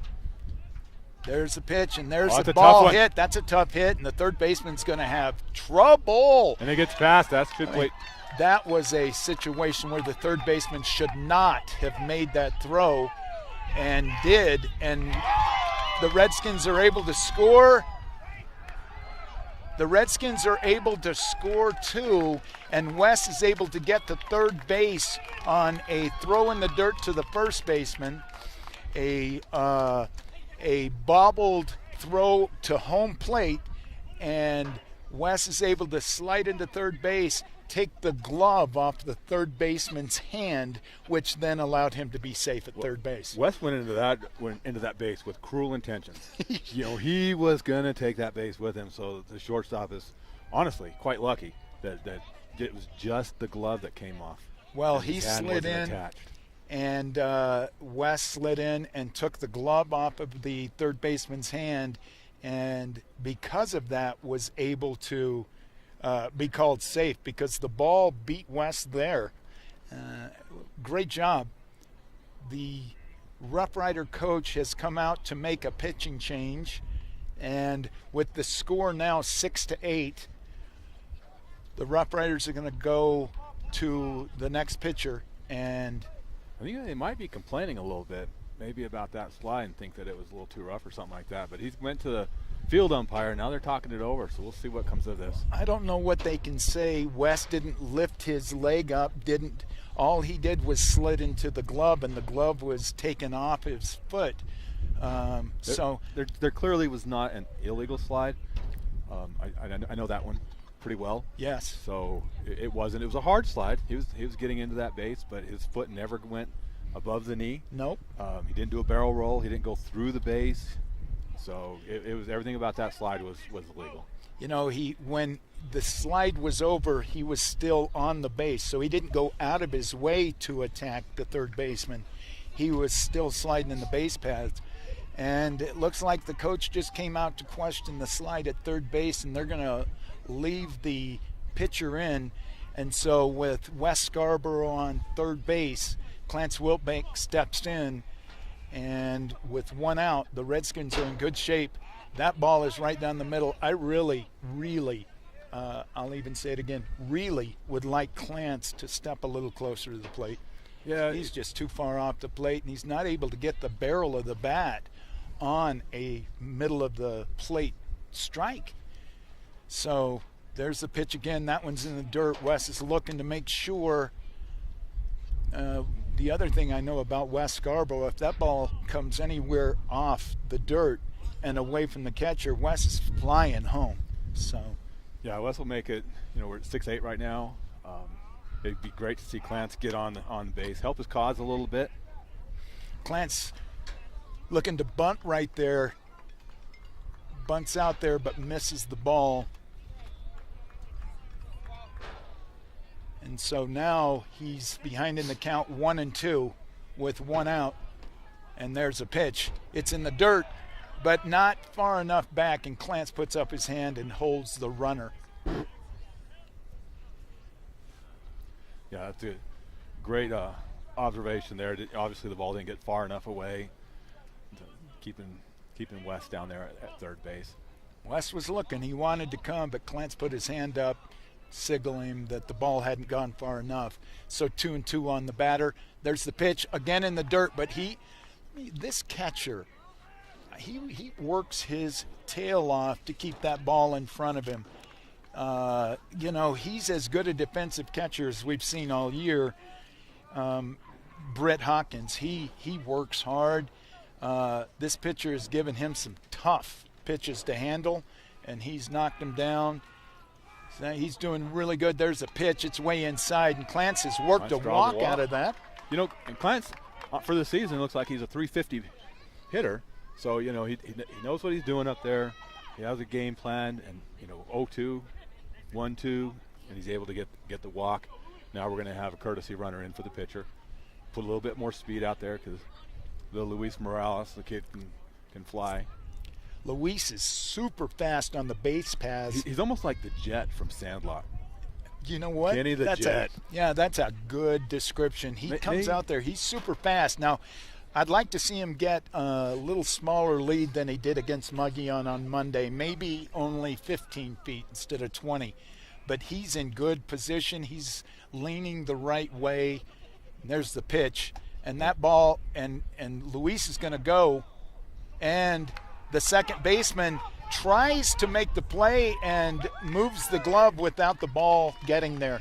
And Luis is able to entice a bad throw, bad pickoff move, and we're able to plate Wes Scarborough from third base, and now Luis has moved up to third base. So I don't even think that was like a straight steal because Luis wasn't flying. No, he was just kind of going, trying to entice the throw, I think. And see what they can do. But I think Ray really wanted to get that runner at third across the plate to narrow the margin to 1. And so I don't think Luis was running full speed. I think he was running half speed, hoping to make that happen. But what happened was the second baseman reached down to grab that ball, and as Luis came by, he moved his glove up before the ball got there, and it allowed the ball to go to center field. Wes scores, and Luis gets to third base. So Coach Davis, being a little aggressive and little trickery, is able to cut the lead to 1. We started this inning, Paul, 8-1, and now with only 1 out, it's 7-8. And we're one batter away from being around the corner, around the batting order. Well, they did it to us. What's fair? Let's turn it about. That's right. And I'd like to welcome all the guests from Pima listening to this game and watching it online. I spoke to the coaches before the game started, and I mentioned that we're on Team Legacy Productions, and his question to me was, can we watch it right now if I was to call my family? And I said, yes, you can. And so they came over and got the link and sent it out to those that they could get it to. So I'm excited for Pima to watch this ball game. Their boys have played really well. That inning has been a little tough. Pima has made a pitching change, and it looks like that they're bringing Riley Alder to the mound, and he's throwing strikes. He's going to need 2 with a runner on third base.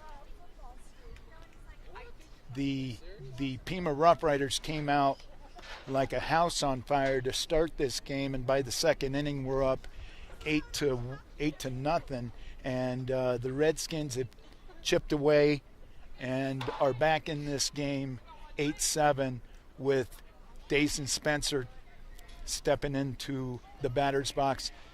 Dason came alive on Tuesday. I like this kid. I've known him since he was a young man, and he's still a young man, but I've known him for about 3.5 years. There's a pitch, and he loved that thing. Oh, yeah. He was trying to put that thing over the ball next to our camera in center field. So hopefully he leaves it alone. We would prefer him to leave that camera alone. Yeah, come on, Dason. Don't hit the camera. He swung. He had a really great swing on that. Pulled his head just a bit. There's a pitch way outside, and the catcher again diving out to save a run. You know what people don't realize is if he doesn't dive out, that runner from third scores, and it's a tie ball game. I tell you, this catcher has made some tremendous plays back there. Obviously a very athletic young man, has a great arm, had a couple opportunities at third, just missed a couple of the throws to third, I thought. on some balls that just didn't quite get past him much. Well, that last throw he threw right on the bag, and if the glove doesn't come off of the third baseman, he gets the out there. So Dayson has worked this count to 3-1, and there's a pitch. Dayson swinging. That was right in his wheelhouse, and he just missed it, and that's fouled out of play. So payoff pitch coming from Riley. Riley had a nice little curveball there 2 pitches ago that just missed, so I'll wonder if we see that again. And there's a pitch, and he's able to get the strikeout for the second out of the inning. I'd love to see Afton Cox here get to first base any way he can, either hit by pitch, which, you know, that's a Coach Davis thing. You take that. Afton was able to work a walk the last time at bat.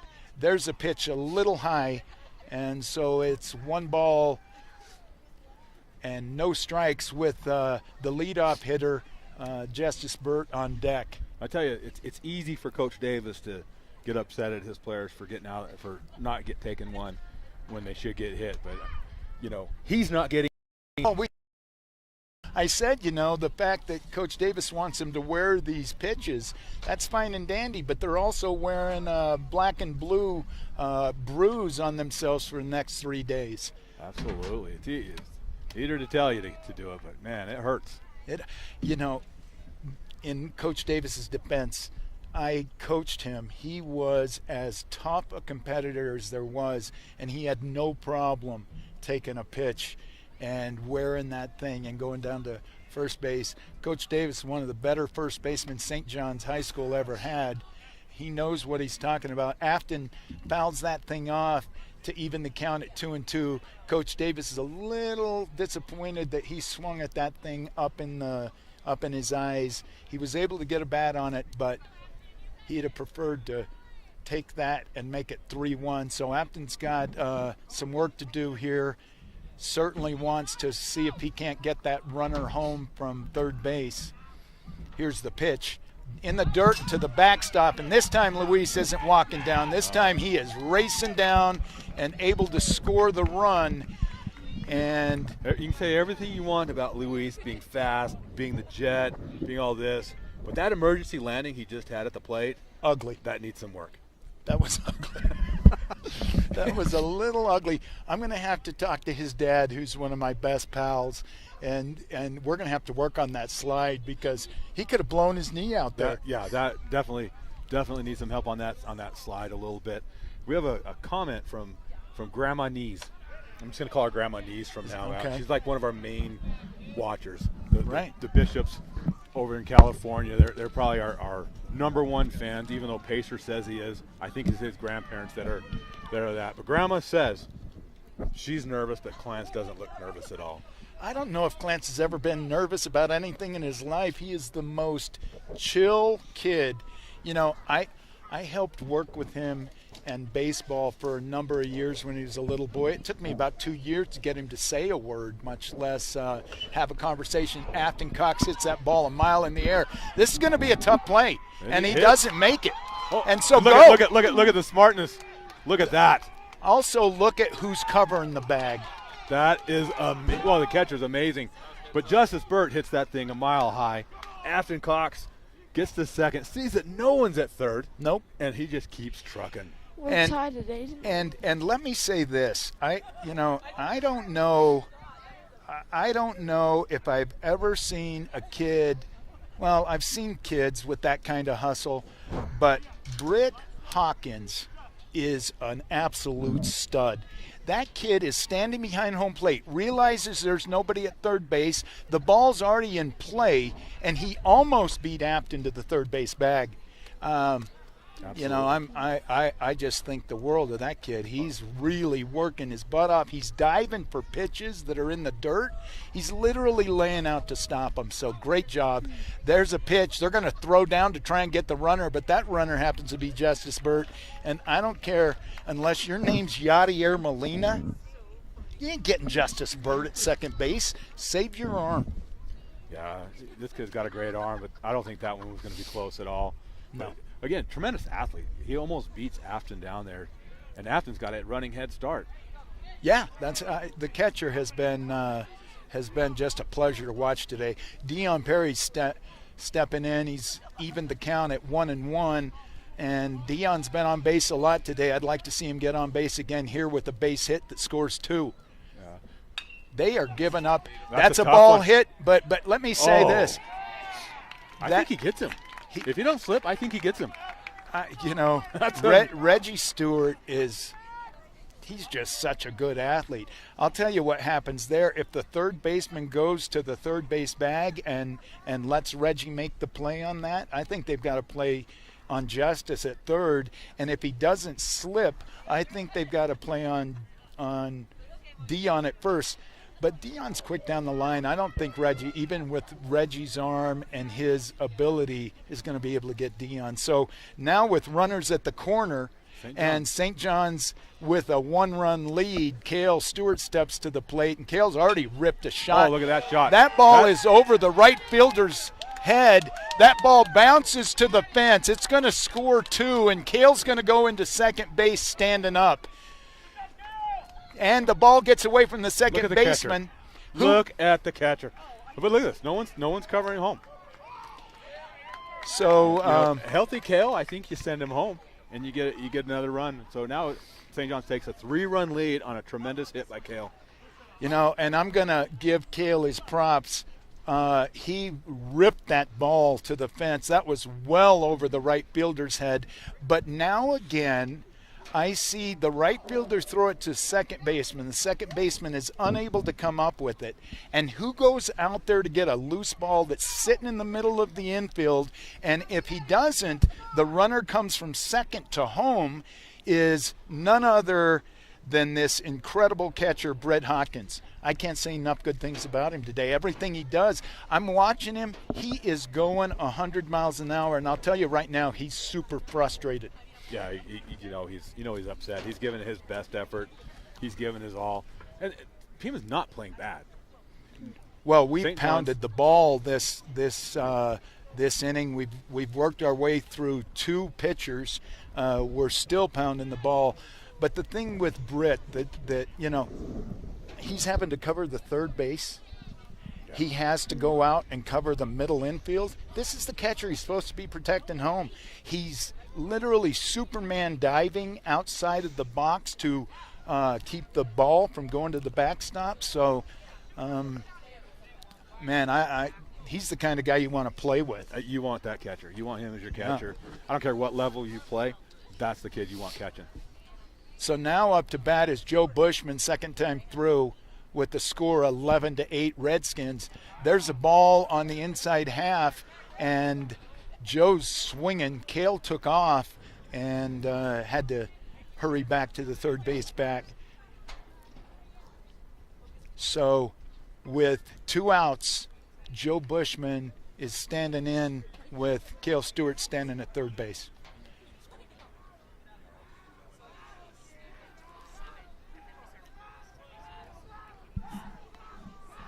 So you also hear the dugout picking up a little bit again. I have mixed emotions about that, Paul. Look at that. Another save. Yeah, I'm not sure that the catcher could do another thing and have me think anything other than he's been the hardest working kid in this ball game. The Redskins are getting a little boisterous. This is not typically Ray Davis style baseball. Joe Bushman hits the ball a mile in the air. The center fielder is under it and able to make the play for the final out of the inning. But that's not before the Redskins play 10 runs. That's a great inning by the Redskins. Now Pima's going to have to come in. Coach is going to gather his troops, try to calm them down and say, hey, look, we put up 8 already. Yeah, well, they're not out of this game. You've already seen how well they played. The Redskins, when you ask to get some crooked numbers put on the board, I think 10's a pretty crooked number. 10's a great number. You go through your lineup, and you almost went through it twice. Getting down there, so that's a great job. I tell you one thing, though, I probably should apologize.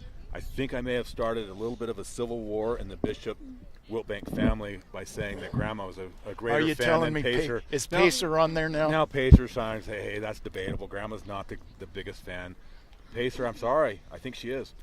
I agree with you, Paul, and I'm going to side with Grandma Bishop over my buddy Pacer, who I love dearly, but nonetheless, Pacer has to go to school. Pacer has classes. Pacer's got a social life. We know he's a social dude. Well, I don't think so. I mean, he's at BYU, Yeah. where everyone's trying to get their Mrs. degree, but Yeah. and he's sitting there running from him, it seems like. Come on, Pacer. I still think he's got college to attend.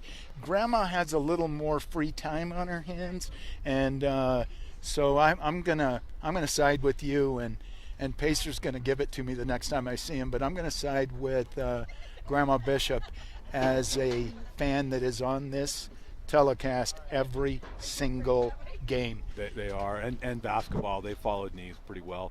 Pacer, though, I mean, I'm really close to Pacer. My son, he was my Trek son. We spent a lot of time hauling a hand cart in miserable conditions, and you know, Pacer I love to death, but yeah, I'm going to give it to Grandma Pace. Well, Sorry, and buddy. there's another person on the telecast that, you know, I mean, she supports me as the coach of the St. John's Redskin varsity baseball or varsity basketball team, and I kind of understand that. She really falls in love with all the players and stuff. But now all I'm doing is talking, and she's still watching. Oh, she watches all of our. She watches football. She watched all the basketball ones. Yeah. She's obviously supported the baseball, softball. She's tremendous. She reminds me of Suzanne's grandma, Baca. And you know, we haven't mentioned her name, so I'll mention my mama's name, Carmen Oakes, who is a big Redskin fan, class of '59, has never gone anywhere but right here in St. John's, and loves Redskin athletics. So she's a fan. She raised 4 boys who all were athletes, and so she's always had to watch. And so that first ball was hit hard to Wes Scarborough, who made a great throw for the first out. And there's the second hit, and that's over Dayson's head. He's going back to make a play, but he's not going to be able to get there. And who do you think it is, Paul? Who was the hitter? Absolutely, you know, and you want to see that. This kid has earned everything tonight. He hit it to the fence, and we're talking about none other than the catcher. Was that Brit that was up there? I think it was number 10. So number 10. Yeah, so this right here is going to be Coy Miller stepping to the plate. Brit Hawkins hits that thing, stand up double to the fence, and now Coy Miller steps in with 1 out, the left-hander, and that ball is called strike 1. It's a great pitch by Clance. Real nice pitch. You know, yeah, hit this. It's a tough one to hit. If you hit it, it's going to go right down to Wes. Wes is going to get you first. Yep. So Clance gets ahead of the count, 0-1, looks the runner back, comes to the plate, and is able to throw a beautiful pitch right down the middle. And all that Coyd could do was battle that thing off for strike 2. So Clance is well ahead of the hitter now. Nothing to hit. I'd like to see him throw it low outside. They're holding the runner on. There's the pitch, and he did throw it low. Maybe a little too low. That goes to the backstop. Yeah, I think that one went 58 feet. Yeah, maybe 58, 57, you know, somewhere in there. So the runner advances to third base, and Brit Hawkins standing 3. And we've got a 1-2 count on the hitter. A pitch down the middle of the plate right here would be great, and there it is. And he swings through it. Joe's going to have to make the throw to first. He does that. The runner thinks about coming, but he's lucky he didn't, because Gage Tricky is on. He's having a game. Gage comes off the bag after catching that ball and is daring the runner to take off. And he threw a strike. He threw a strike to the plate. So with 2 outs and a runner on third base, that brings to the plate Garrett Hewitt, the assassin. The assassin, the designated hitter. He stands in. There's the pitch, and that's just a bit outside. He's got that old school batting stance. Garrett does. He keeps that back elbow way high, And it looks like he's ready to go, and there's a pitch. Clance hits it directly to our shortstop, and he makes the throw, and he's able to get the tag, and that ends the inning without the runner scoring. Oh, man. You know what? If I'm Justice, I'm buying Clance or Gage a drink after this game. Well, I'm taking him to. He saved it. I'll tell you this, I'm taking him to Triple R Fuels, and I'm buying him whatever he wants. At least he's going to get a 44-ounce drink with some crushed ice, and he's not paying. I wouldn't even mind him taking him to El Camino and buying him dinner tonight. I tell you, that's his third great play at first base today, and that one saves a run. Knows that the ball's taking him off the base. He has one chance, catch it, tag him, and he's able to get the sweet tag. Great play, Gage. I'll tell you what, Gage and Brit are battling for defensive players of the game here, and they're going head-to-head. I mean, Gage has made 3 remarkable plays, and Brit's made a number of remarkable plays. So this has turned into quite a little ball game here. The fact that we were able to get their leadoff hitter, who strokes a double to start the inning, moves to third base, and we're able to hold him at third base with only 1 out. Great job by the Redskins. So, great job. So now we go to, I think it's the 4th inning, Paul, if I'm not mistaken. It says 3 up there, but I think it's the 4th inning. I think it's bottom of 4. It feels like it should be about the 6th. It feels like the 6th, maybe the 7th. Victor's given us the nod. Yes, it does. When you run 19 runs out there, that's a lot of runs. It takes a lot of time to play that type of a baseball game. 1-0, 2-1, 3-2 ball game. Those games go quickly. They've changed it up to the 4th inning now. So. Oh, see, we were right. That's true. So it looks like for the Redskins, the aforementioned, isn't it funny how a kid does something unbelievable in the field, and then here he is stepping to the plate. Gage Trickey steps to the plate now after a stellar defensive move, and he's going to step in to lead the Redskins off here in the bottom of the 4th. There's the pitch in the dirt. That comes back to us. I could have had that. That was right there. I had it, Kale.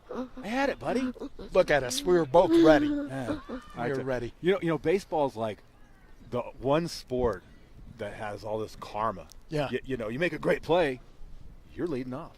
Right. And it's one of those things. The ball seems to find you. And the one thing you never want to do as a player in baseball, and having played most of my life, is you never want to say, I hope the ball doesn't come to me. Oh, you want it. You want it. If you're a player, you want it. If you say, I hope the ball doesn't come to me, that's exactly where the ball's going to come. And if you're aggressive and you want the ball, then you may be able to handle it. This ball's hit to their captain. I'll tell you, I've been watching Reggie Stewart all year. Some of it I've enjoyed and some of it I have not. The part that I have not is when he's in a basketball uniform. That was a great ball. He was able to stay down on that well-hit ball and then throw an absolute dart over the first baseman for the first out of the game. So that's a great job by Reggie. That was a close play, too. Here's a pitch to Wes Scarborough, and Wes is swinging. Wes is so aggressive. He keeps his head down well. He's ready to go here. He's behind in the count now, 0-1. The second pitch on its way. He's still swinging, fouls that thing back and out of play. He's going to come out and get it. Our catcher almost decided to go and get that ball for us, too. He literally opened the gate. Yeah, he's going to do everything out there. Yeah, I want him on my team. You're crazy if you don't.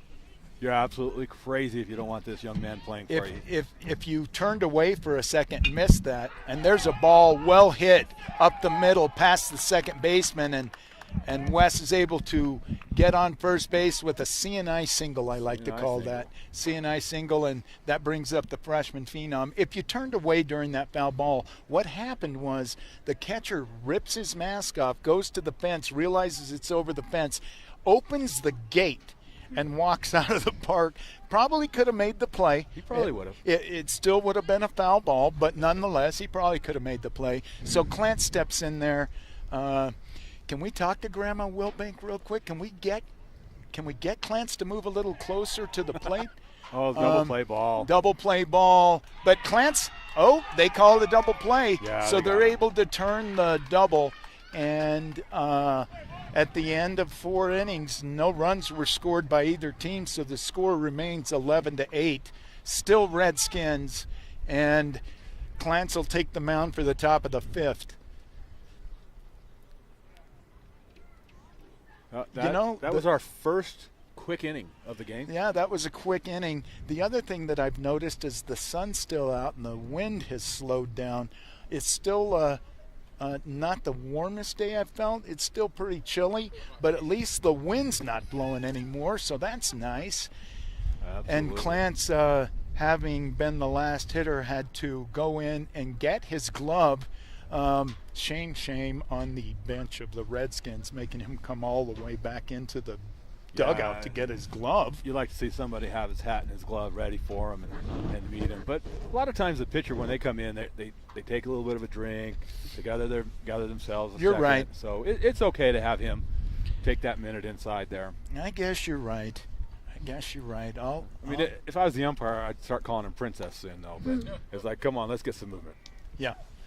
So up to bat in the on-deck circle for the Rough Riders is R.J. Morales, and he's going to want to try and start this Rough Rider team off with a base runner.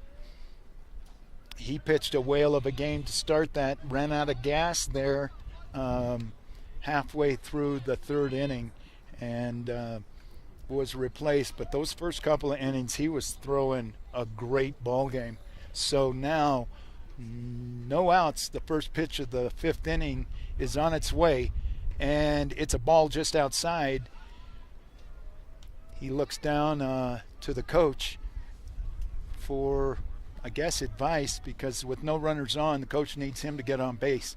Simple as that. There's the pitch, and he's swinging at that, and that's a great pitch by Clance Wilbank, outside half of the plate, and the batter swings up high and misses. So Clance works the count even, 1-1. There's the pitch straight down the middle, strike 2. I just like how quick Clance works, and he's able to work the middle outside of the home plate. And so with the count 1-2, Clance is still working. And here comes the pitch. And he calls him out on a called 3rd strike.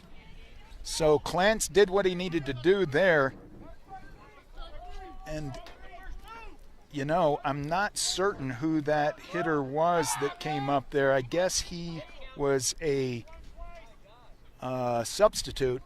And I apologize, I didn't get his number. I saw the double-digit number, and I thought that was R.J. Morales. But now I'm looking in the batter's box, and number 14 is looking right at me, and that is R.J. Morales. So Coach Davis has asked to talk. And, in fact, you know what? I was on that because they had batted out a turn. And now there's 2 outs for the St. John's Redskins because the hitters had batted out a turn, and R.J. Morales stepped to the plate and was called out. Well, so what happened there was he didn't call him out on a 3rd strike. He thought it was only strike 2. So Ray came out and said, hey, that was his 3rd strike. Oh, okay. So Justice comes up throwing and is able to make. Well, gratefully, Justice got a great throw on that one, and Gage didn't have to make a tremendous play. He still made a great play over there, but he didn't have to be Superman today. Justice is Justice usually, Gage never even has to move his glove. Today, Justice is making Gage earn that dinner at El Camino. But Is what's happening. Justice had to get on that one, and he had to throw a strike over there because that kid was getting down the line quickly. Sure was. So here's the hitter, and this is the number 9 hitter for the Rough Riders. This is Chris Cerna, and he takes ball 1 to start his at bat. The next pitch is on its way, and it's straight down the middle. That's a tough hit ball, and look at that. Look at Gumby. Look at Gumby. So let me run that through you. That ball bounces off the ground, goes about 25 feet in the air over the third baseman's head. Wes Scarborough has to, with his back to the catcher, make a play on that ball, turned and threw an absolute dart to first base to get the runner and end their top of the 5th chances. So now the Redskins are coming to the plate without allowing a single base runner by the Pima Rough Riders. Really impressive play by Wes Scarborough tonight. That was a tremendous play. And Wes, the guy's 6'4", but he has like 12-foot long arms, and he just seemed to extend when he needs them to.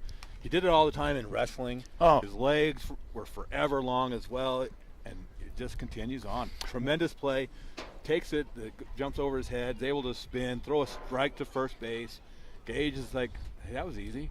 I'll tell you, if you're watching this at home, what you do is you mark down the time, whatever time in the ball game it was, and when this game is over, I want you to rewind back and you watch that play, because there's not going to be a tougher play for a third baseman that you'll see.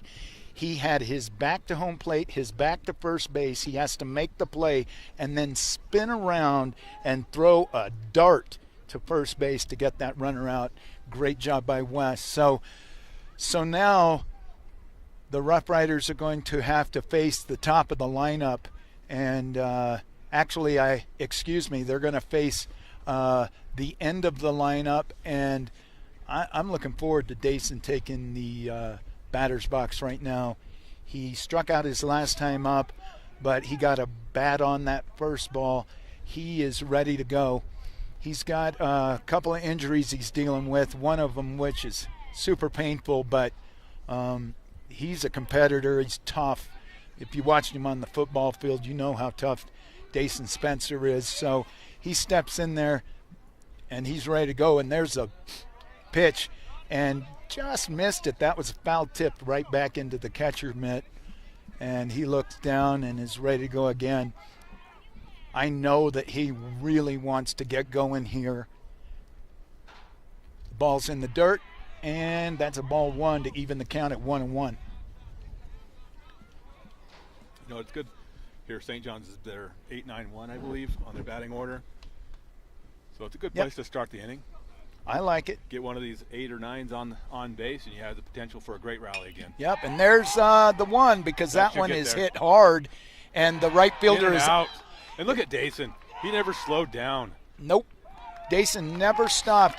The thing, when you hit it to right field in St. John's, that's kind of a home field advantage, because when you hit it to right field in St. John's, we play here all the time, that ball just tails away and tails away and tails away. Even the littlest breeze is going to take it away from the right fielder, and although he got a glove on it, he wasn't able to come up with the ball, and Dason was able to stand too. So with Dason Spencer standing at second base, up steps Afton Cox.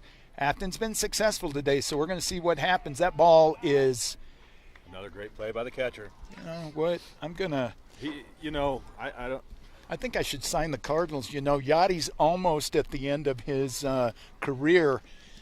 They love a good defensive catcher in St. Louis. This guy might be the one. He has made play after play after play, and we keep bragging on him, but he keeps doing it. So there's a ball hit in the air to second base. He's doing something that's tough to do.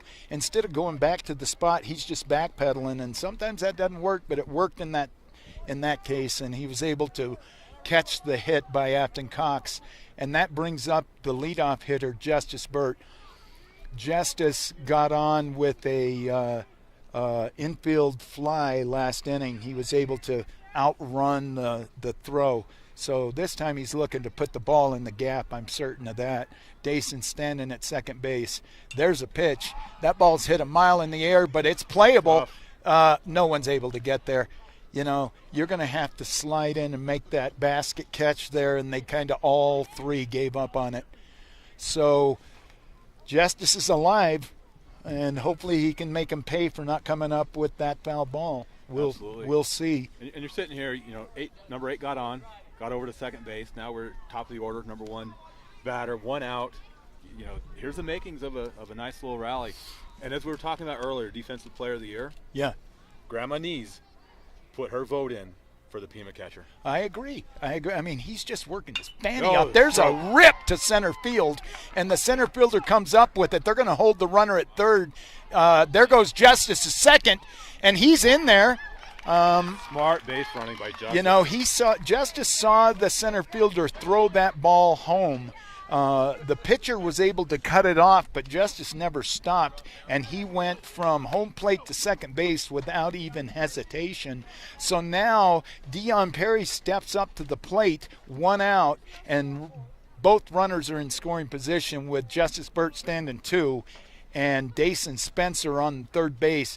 And I'd love to see Dion get a couple of ribbies here. Dion's worked hard. It's his senior year. I want to see success. There it is. It's a ball hit over the first baseman. That's going to score 2. And Dion came through just like I knew he could. He took a pitch that was outside, and instead of trying to do too much with it, he puts the bat on the ball and just drops it over the first baseman's head. That is quite a great piece of hitting by Dion Perry. That's a tremendous job of hitting by Dion. It's good to see. He puts St. John's up 13-8. And you know, Dion gets to first base, and he's in scoring position now because up steps Kale Stewart. And with one swing of the bat, and Dion can easily score. Now, one thing Dion probably wouldn't want you to know, he's a little banged up. He's got a bit of a tender Achilles tendon, and that scares the daylights out of me. He's going, and Kale rips that ball to short. Great play. You know, so he rips a shot to short so hard that it's easy for Reggie. If he can come up clean with that, he's got all day long to get Kale out at first base. And I've seen a lot of crazy hops in the few games that we've done here, but Reggie looks like he's played that position on this field his entire life. That's how smooth and he's able to pick those balls. Reggie Stewart's as good an athlete as there is in the conference. He's so tough. And, you know, he's not intimidated. He's attacking. There's a ball hit up the middle, and they're going to send Dion. Oh, it gets behind the center fielder. It gets past the center fielder, and he's unable to make a play. I want to yell and say congratulations, Dion, and I would do that if I was a fan, but currently I'm actually sitting with a microphone in my face, and I don't want to blow your ears out. That was an important at-bat by Dion, and then he's able to get to second base, and by getting to second base on that hit by Kale Stewart, score on a base hit there, and just an outstanding job by Joe Bushman to drive in that run. And they're going to send out a pinch runner for Joe so he can get his equipment on, and for the Redskins, that is Chase Gray, I think, is out there running for the Redskins. And Chase is ready to go. He's looking in.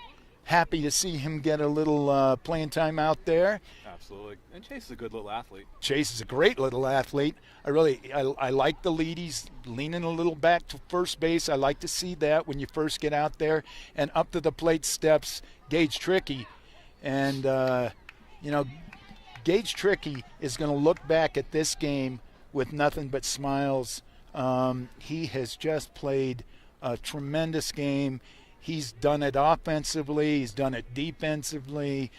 He's really bailed Justice out a few times today. So there's the pitch, and Gage is swinging. That's a tough ball to handle, but it's going to foul. It's going to go foul. He just barely topped that ball. And if that stays in play, he easily gets to first base, but it rolls foul there at the last little bit. So he's going to get another shot to put that ball in the outfield. The sun's starting to fade a little bit, and it's right in our eyes, but I think there's 2 strikes and 2 outs for the Redskins. Yep. 0-2 count. We've seen this before, and we've battled back, so why not do it here? He looks back to see if Chase was off the bag, but he was not. All he did was get Chase's uniform dirty, and his mom's going to have to wash it. And there's a rip up the middle, but right to the second baseman actually standing on the bag. He must have taken a hint from our matrix on that one. Yeah. And said, hey, this is where this one's coming. I'll just stand right here. You know what's funny is I'm not sure why he was standing on the second base bag to begin that.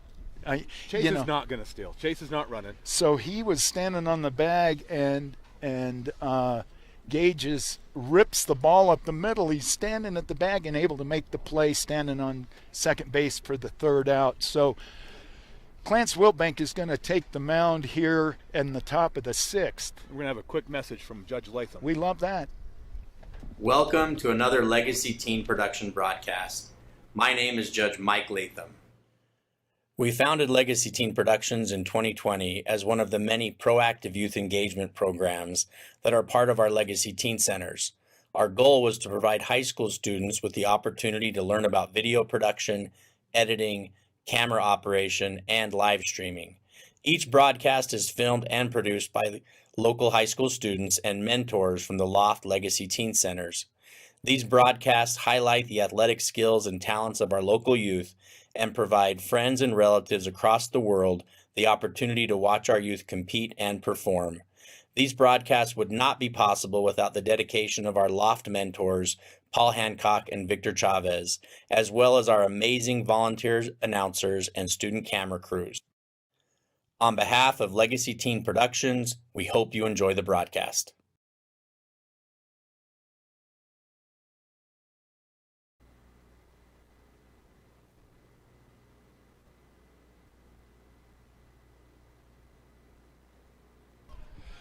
All right, we're back here for the top of the 6th inning, and to lead it off for the Rough Riders is their leadoff hitter, Jayden Roberts.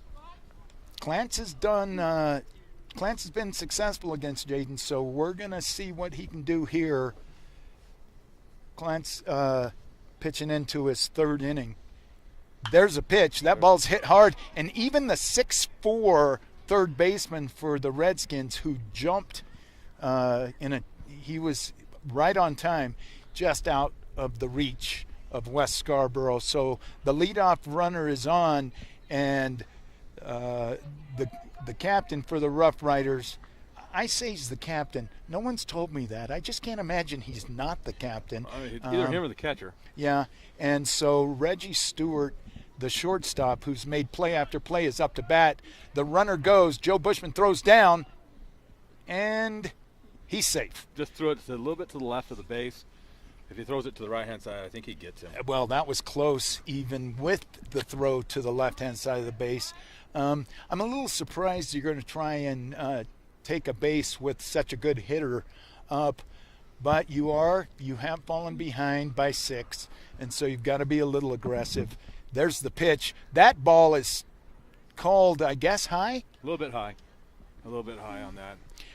From my vantage point, that was a beautiful, beautiful, beautiful pitch. It's a great pitch. You know, batter's 1 inch taller. It's a strike. Yeah, so Clarence looks in, throws. Great pitch. That's a good pitch, and that gets him. So it's 2-1 on the batter, and Reggie Stewart will not watch pitches go by. He's going to swing, so the defense needs to be ready. They're going to have to make a play. They turn and throw, try and keep the runner close. You know, Jayden's quick. Jayden Roberts is a fast kid, and he's taken a bit of a lead. I really do think he'd like to get to third base. But with Reggie Stewart up, I'm not going anywhere. There's the ball hit, and Wes gets the ball, and you know what just happened right there is the ball was down the line just a bit, and when Reggie ran by him, he knocked the ball out of Gage's hands because it was a bang-bang play. Yeah, Gage had one shot at that. He couldn't keep his foot on the bag. He had a tag. So he's trying to do a catch tag at the same time. Contact knocks the ball out. And so now they've got runners at the corner with no outs. Coach Davis comes out to settle his freshman pitcher down. To be quite honest, this isn't on Clance. I mean, he's thrown the ball really well. He's got ahead of the hitters, but the plays just the first guy hits the ball well over the head of the third baseman, and the second guy hits a rocket shot to the third baseman who tough throw, and looks like we're having a it change looks in like they're going to go with so far the defensive player of the Redskins lineup. Gage Trickey goes into the dugout. I'm assuming to change his first baseman glove for a pitcher's glove, and Clance Wiltbank is going in to change gloves, and we're gonna have a switch. I'll be anxious to see who takes over the first base bag. My guess, Kale Stewart, but yeah, Kale and Clance both went into the dugout, so there's a good chance that it's going to be Kale. And I tell you, Kale's one of the best players on this team, you know, and got a sure glove. You wouldn't mind seeing him at first base at all. Well, first of all, there's not a position on this field that Kale Stewart or Justice Burke can't play.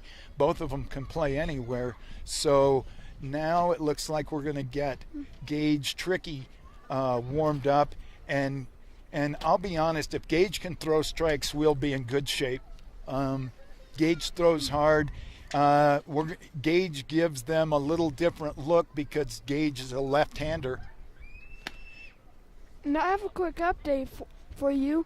For the softball game, Pima is up 12-11 in the 7th inning. They've got a nail-biter going on down there, huh? That's a heck of a battle down there. And that's a conference game, so, I mean, that's a 2A East game.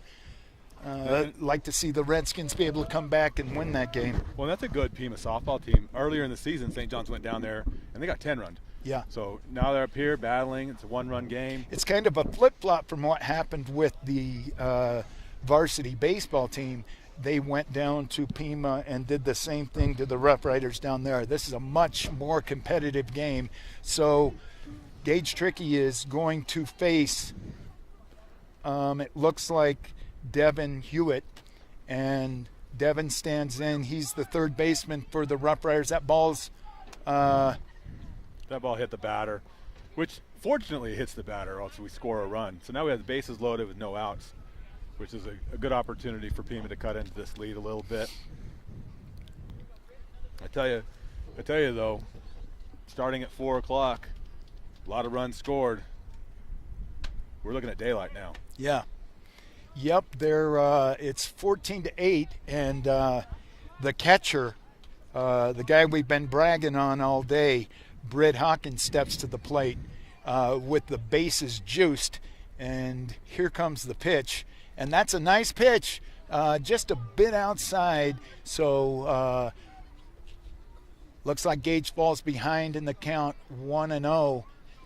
Gage can come back in here and get him. I said before, if Gage can throw strikes, we'll be fine. Gage got to bring it in a little bit. He's trying to paint the outside corner. You know, probably right now is a great opportunity for the Pima hitter because Gage has got to throw a strike. He's going to put this over. And he doesn't. He's way outside with that pitch. And so now he is behind in the count, 3-0. If you can just throw strikes, this defense is tough behind him. I wouldn't put it past the Redskins to be able to handle them. That pitch is a strike. Your bases are loaded. You're 3-0. I guess you take that. But this kid has been so tough all day. I'm surprised he laid off. Here comes the pitch from the left-hander. And that ball is swung out for strike 2. And there's a pitch, and they got the runner at first base. Great throw behind. And let me say this. Kale comes looking at the catcher and just waves his glove back to first base. That's a beautiful play. He is out at first base. He's out. The coach is trying to get an appeal on that from the home plate umpire. But it was that's the field. He has to take that the whole way. Yeah. It's a great call. What a great call, and what a great play by the first baseman, Kale Stewart. Of course, Joe Bushman throws a shot down there, but Kale has the wherewithal to just throw his glove behind him right in front of the bag and was able to get the runner without even looking at him. And there's a pitch for strike 3. You know, Gage has been outside. He's missed badly outside, and then he comes in and just paints it. You know, you're behind in the count 3-0, and you come back and strike out the hitter? That's huge. Those wow. two, that's the out at first, and obviously this out. Now we got 2 outs. You go from no outs, bases loaded, to runners at second and third, 2 outs. What St. John's gets out of this inning, and I'll tell you what, it's going to be a lot of yelling and screaming going on, because yes, sir. There is no reason they should have 2 outs with the batter up to the plate. And there's a ball hit in the air, but that's back into the stands out of play. And guess what? Right now, Gage is sitting on the mound with an 0-2 count. And Coy Miller up to bat, the center fielder, who's battled off. That was a tough pitch, and he was able to get a bat on it. I'm going to tell you something you may not know, but right now, this is the toughest spot for the umpire. Yeah. There's a ball hit to the shortstop who struggled. The ball comes up. Yes, he needs to eat that. That was a tough hop for Justice, and Justice did the right thing. He wasn't going to get the runner. The Rough Riders were able to score the runner from third, but if Justice tries to come up and make that throw, chances are good that the runner who's now standing at third base would have scored. Absolutely. And I was talking about earlier about it's tough for the home plate umpire because you got a left-handed pitcher with a left-handed batter and a right-handed catcher. Yes. So you got the catcher and you're in the slot between the batter and the pitcher, or the batter and the plate. And they were able to get the out without the runner scoring. They leave Reggie Stewart stranded at third and what happened there was they threw to first base knowing that the runner was taking off, and what they did was they took advantage of their aggressiveness. With 2 outs, he knew that the runner at first base was going to try to advance to second and entice a throw, so he throws over to first base. Kale throws a shot back to Justice, and Justice is able to get the 3rd out without that runner scoring. I tell you, Gage has played a tremendous job at first base, but I think we call him Houdini after that inning, because how do you get out of that? Loaded, no outs, gives up 1 out or 1 run. It's even worse than that, Paul. It's bases loaded. The batter has a 3-0 count on him, right? And they're able to get out of that inning with 1 run. Wow. No, that's Houdini right now. Yeah, so that's a great job by the entire Redskins ball club over there. They were able to get out of that. It took a great throw from Joe Bushman to Kale Stewart, who blindly tagged the runner out. Justice Burt didn't throw the ball away at shortstop when that ball came up and hit him in the chest. Just a lot of things happened in that inning to really help the Redskin ball club stay out of what looked like it could have been a deadly inning. So now the Redskins are going to take the batter's box up 14-9, still a 5-run lead, and Wes Scarborough is going to step in there. Wes was successful in his last time at the plate, and he's going to step in there this time, and I'd like to see him be able to get on base and see what we could do. The sun is starting to go down a little bit. The temperature is starting to drop. So if you've been to Redskin Field, you know there's no lights. So as it gets a little darker, it gets a little tougher. I tell you, the way it is right now, again, 4 o'clock start time, you know, a big inning. I don't know if we finish. Yeah, if that inning keeps going, it's going to be tough to continue. If the Redskins can do what they did in the 3rd inning, this game might be over. Well, and they have the momentum. A tremendous get off the field on the last inning. You know, only giving up 1 run with the bases loaded, no outs. Give up the 1 run, But, they're excited because they made some great plays to get off. The momentum's there. The excitement's there. And There's a ball hit hard to right field. The right fielder is able to come over and cut that thing off. That's good hustle by the right fielder because that thing was going to the fence, and he got on his horse and was able to cut that off. And I'm looking here at the lineup card because he did a great job out there. They've shuffled around so much, I don't know who's playing in the 9-hole. It looks like it's Caleb. It is Caleb Barlow, and he did a great job to get over there and cut that thing off. So now it brings up the freshman, Clarence Wiltbank, and he's swinging over the top of that curveball. He was looking fastball, and the pitcher said, I'm going to bring you a curveball instead, and Clarence was ahead of that. So Clarence is behind in the count 0-1 with West Scarborough taking a lead over there at first. Clarence can get a hold of this. He can hit the ball hard. There's a pitch, and he hits it just foul by about 20 feet, way out ahead of that.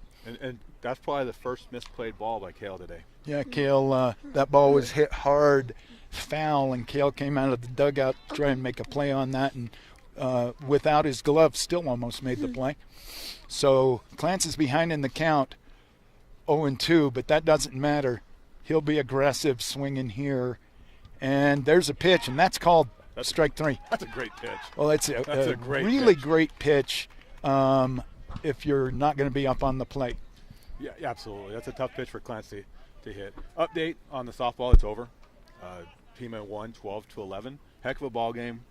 Well, I think the Lady Redskins should be pretty proud of themselves, seeing how when they went down to Pima, they got beat pretty handily. So they made a ball game of it, 1-run game. That would have been a fun game to watch. It absolutely would have. We did a softball game 2 days ago, and not fun to watch. It wasn't fun. Sholo beat him up a little bit, but the truth is, in a lot of those plays, the St. John's girls could have made. And so they got beat up by Sholo, but they weren't really that far out of it. They're not a bad team. And so they obviously shown how much they've improved this year, going from being 10-run to a 12-11 loss to Pima. And Pima's a good team. And, the Lady Redskins have some senior leadership, but they're a fairly young team. They've got a lot of young girls on that team that are going to be great softball players as they mature. So up to the plate is Dayson Spencer. He's battling pitch after pitch off. So far, Dayson has been on, scored a run, looking for him to ignite that baseball out into the grass somewhere and score West Scarborough. He's playing hurt, and so this would be good for him to be able to get a hit right here and make playing in pain worth playing for, because I talked to him before the game. He's kind of beat up. There's a ball that is absolutely drove, and that ball is off the center fielder, clear at the fence. And Dayson is going. He's like, I am going to get 3 out of this bad boy. Dayson standing 3. We're going to give him the triple on that, Paul. You know what? It hits the fielder's glove, but he made a tremendous play. The center fielder. To get there, yeah, that's a hit all the way. That's a triple.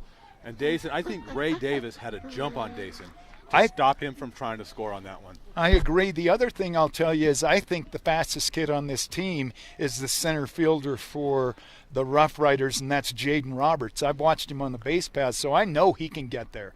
I tell you, the catcher, the shortstop, and the center fielder are just amazing athletes for Pima. Yeah, they're really good. Dayson wasn't going. No, Dayson started when he hit that ball.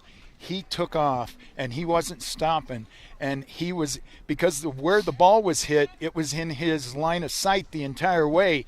And once he saw that go past the center fielder, he knew he was going to be standing 3. Yeah. And he's working that pitcher over at third base. He's coming way down the line, really taking the pitcher's eyes away from the hitter.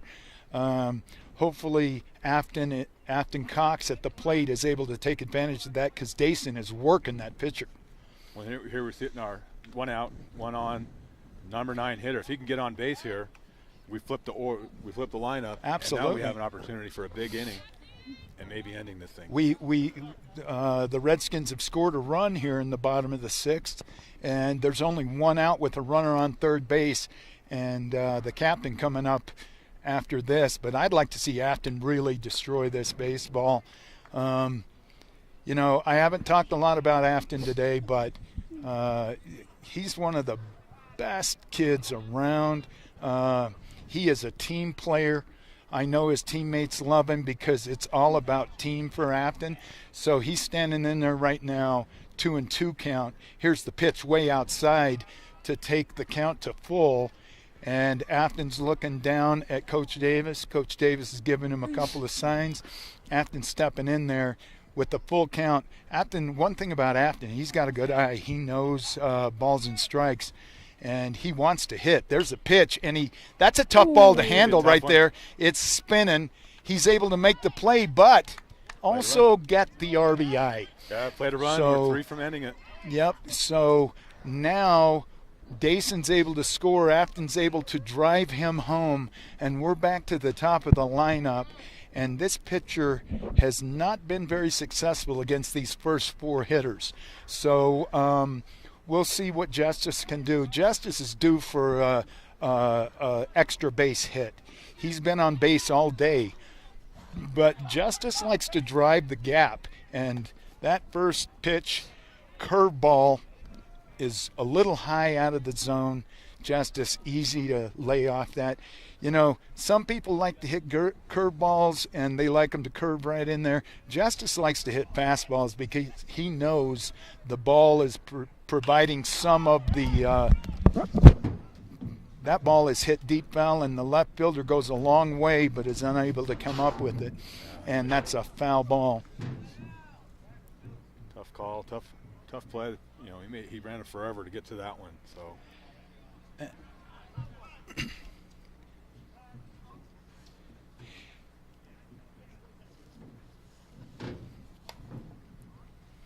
Umpire called time, wanted to take a look at that ball. The other thing is there's been a couple of really tough plays today, Paul, and these 2 umpires have done an awesome job. They've really been right in position. They've made great calls. There's a pitch to Justice, and he puts that on the screws. Even the great Reggie Stewart isn't getting that. And Justice is standing one with a single to left field. And that brings up Dion Perry, who's had a whale of a game today. And Dion's looking to really put a charge into this ball and see if he can't get extra bases. Last time up, he drove the ball to right field. He took an outside pitch and was able to drive that ball to right field. Let's see what he does today. Look at it again. Look at right field. How much they are giving up is over there. They are giving up so much room to the right field line. The other thing that's important when a right fielder is playing that far to center field is when a ball comes from third base to first base and is overthrown, there's no one there. Absolutely. You can literally score from first base, because if your right fielder isn't going to back up your first baseman on a throw, and it gets past him, you can run from first to home. The other thing about him is, look how shallow he's playing. Yeah, and it's tough. I'm sure he's doing what the coach asks. Nope. Oh, Dion knew that. Dion's trying to get down the right field line. Dion knows what's going on out there, and with that swing of the bat, the right fielder, I think, moved probably 20 feet, 20 feet to the right field line. We had him out of position. He's no longer out of position now, and there goes the runner, and there's a ball hit in the air. Finds fair territory. Look at fair Justice. Ball. Justice goes from first to third. Dion's got a little too aggressive, Dion. Yep, Justice went from first to third and was able to beat the throw, but Dion was unable to take second base on the throw and got thrown out from the third baseman to the second baseman for the third out of the game. That was a great job by Pima. The problem with that is this. You just drove a runner to third base. You got a beautiful hit down the third base line. And who's standing in the batter's box? You got Kale Stewart, who's just been hitting the ball on the screws all day. Chances were probably going to be pretty good. If you stay at one, Kale Stewart's going to drive you in from there. And, Coach Davis is having that conversation right now as we speak. Absolutely. That's one where the first base coach needs to really say, hey, just stay here, just stay here. Yeah. The one thing I'll say about Dion Perry is this. He's aggressive. And, you know, if you're not going to reach out and hold him up, chances are good he's going to go. I love players like Dion. I would much rather you be over-aggressive than not aggressive at all. So I'll take a Dion Perry any day. He was trying to stretch that out. And, you know, if it's a bad throw from third to second, not only is he moving to third, but Justice is coming home. So absolutely. I love aggressive baseball. You know that. I love stealing, moving up as quickly as you can, taking extra bases. That's baseball. So let me paint the picture for you. The score is 15-9, and it's the top of the seventh. And what we're going to have here is 6 runs for Pima to stay in this thing. And the first pitch is low to the designated hitter, Garrett Hewitt. Well, and the other thing that's important to note, too, is we probably have 20 minutes of light left. Yeah. Yep. There's a ball hit right past the pitcher, and Justice is unable to come up with it. Throws a dart, and Kale stretches out to get it, but not in time. That's my boy, the assassin. Garrett Hewitt's able to get down the base path to first base. The other thing that I've noticed that the further back you play at the shortstop position, the more opportunity there is for bad hops. And that ball kind of ate Justice up because it took a little hop at the very end. Charge that thing, come in on that thing as quickly as you can and take the hops away. There's a heck of a pitch by Gage. I tell you, that's another thing that's really impressive about what Reggie's done for Pima, is he's playing in that position that we've seen how many bad hops, 5-6 bad hops today, and he's just been smooth with it. Very impressive. He is impressive. The one thing that he does is he charges the ball. He's coming directly at the ball. And when you do that, you kind of take the bad hop scenarios out of the equation. So we've got a 1-1 count on the batter. There's a pitch. That ball's hit to left field hard, and gets past the left fielder. That's going to go all the way to the wall. Now you're going to clear the bases on this one. We've got a couple of runners that they have to unhitch the trailer. And so now we try and make a throw to the catcher. The catcher is in the same viewpoint as we are, Paul. The chance of him seeing that ball was 0. It's 0. And so, you know, just eat it. Joe Bushman needs to yell or call a timeout, go talk to the shortstop and the third baseman and tell them, yo, if you're going to throw it to me, I can't see it. And so they've scored a run to make it 15-10. It's 15 or 16. I think it's 16-10. And they've got a runner at third with no outs.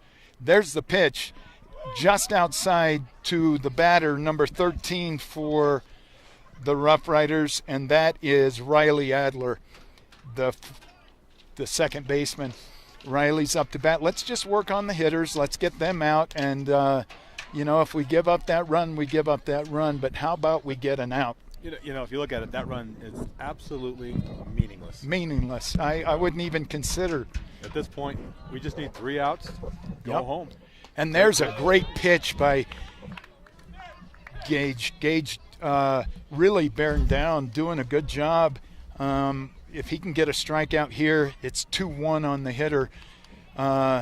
We'll be in good shape. That ball's hit in the air, and I think there's a play on that.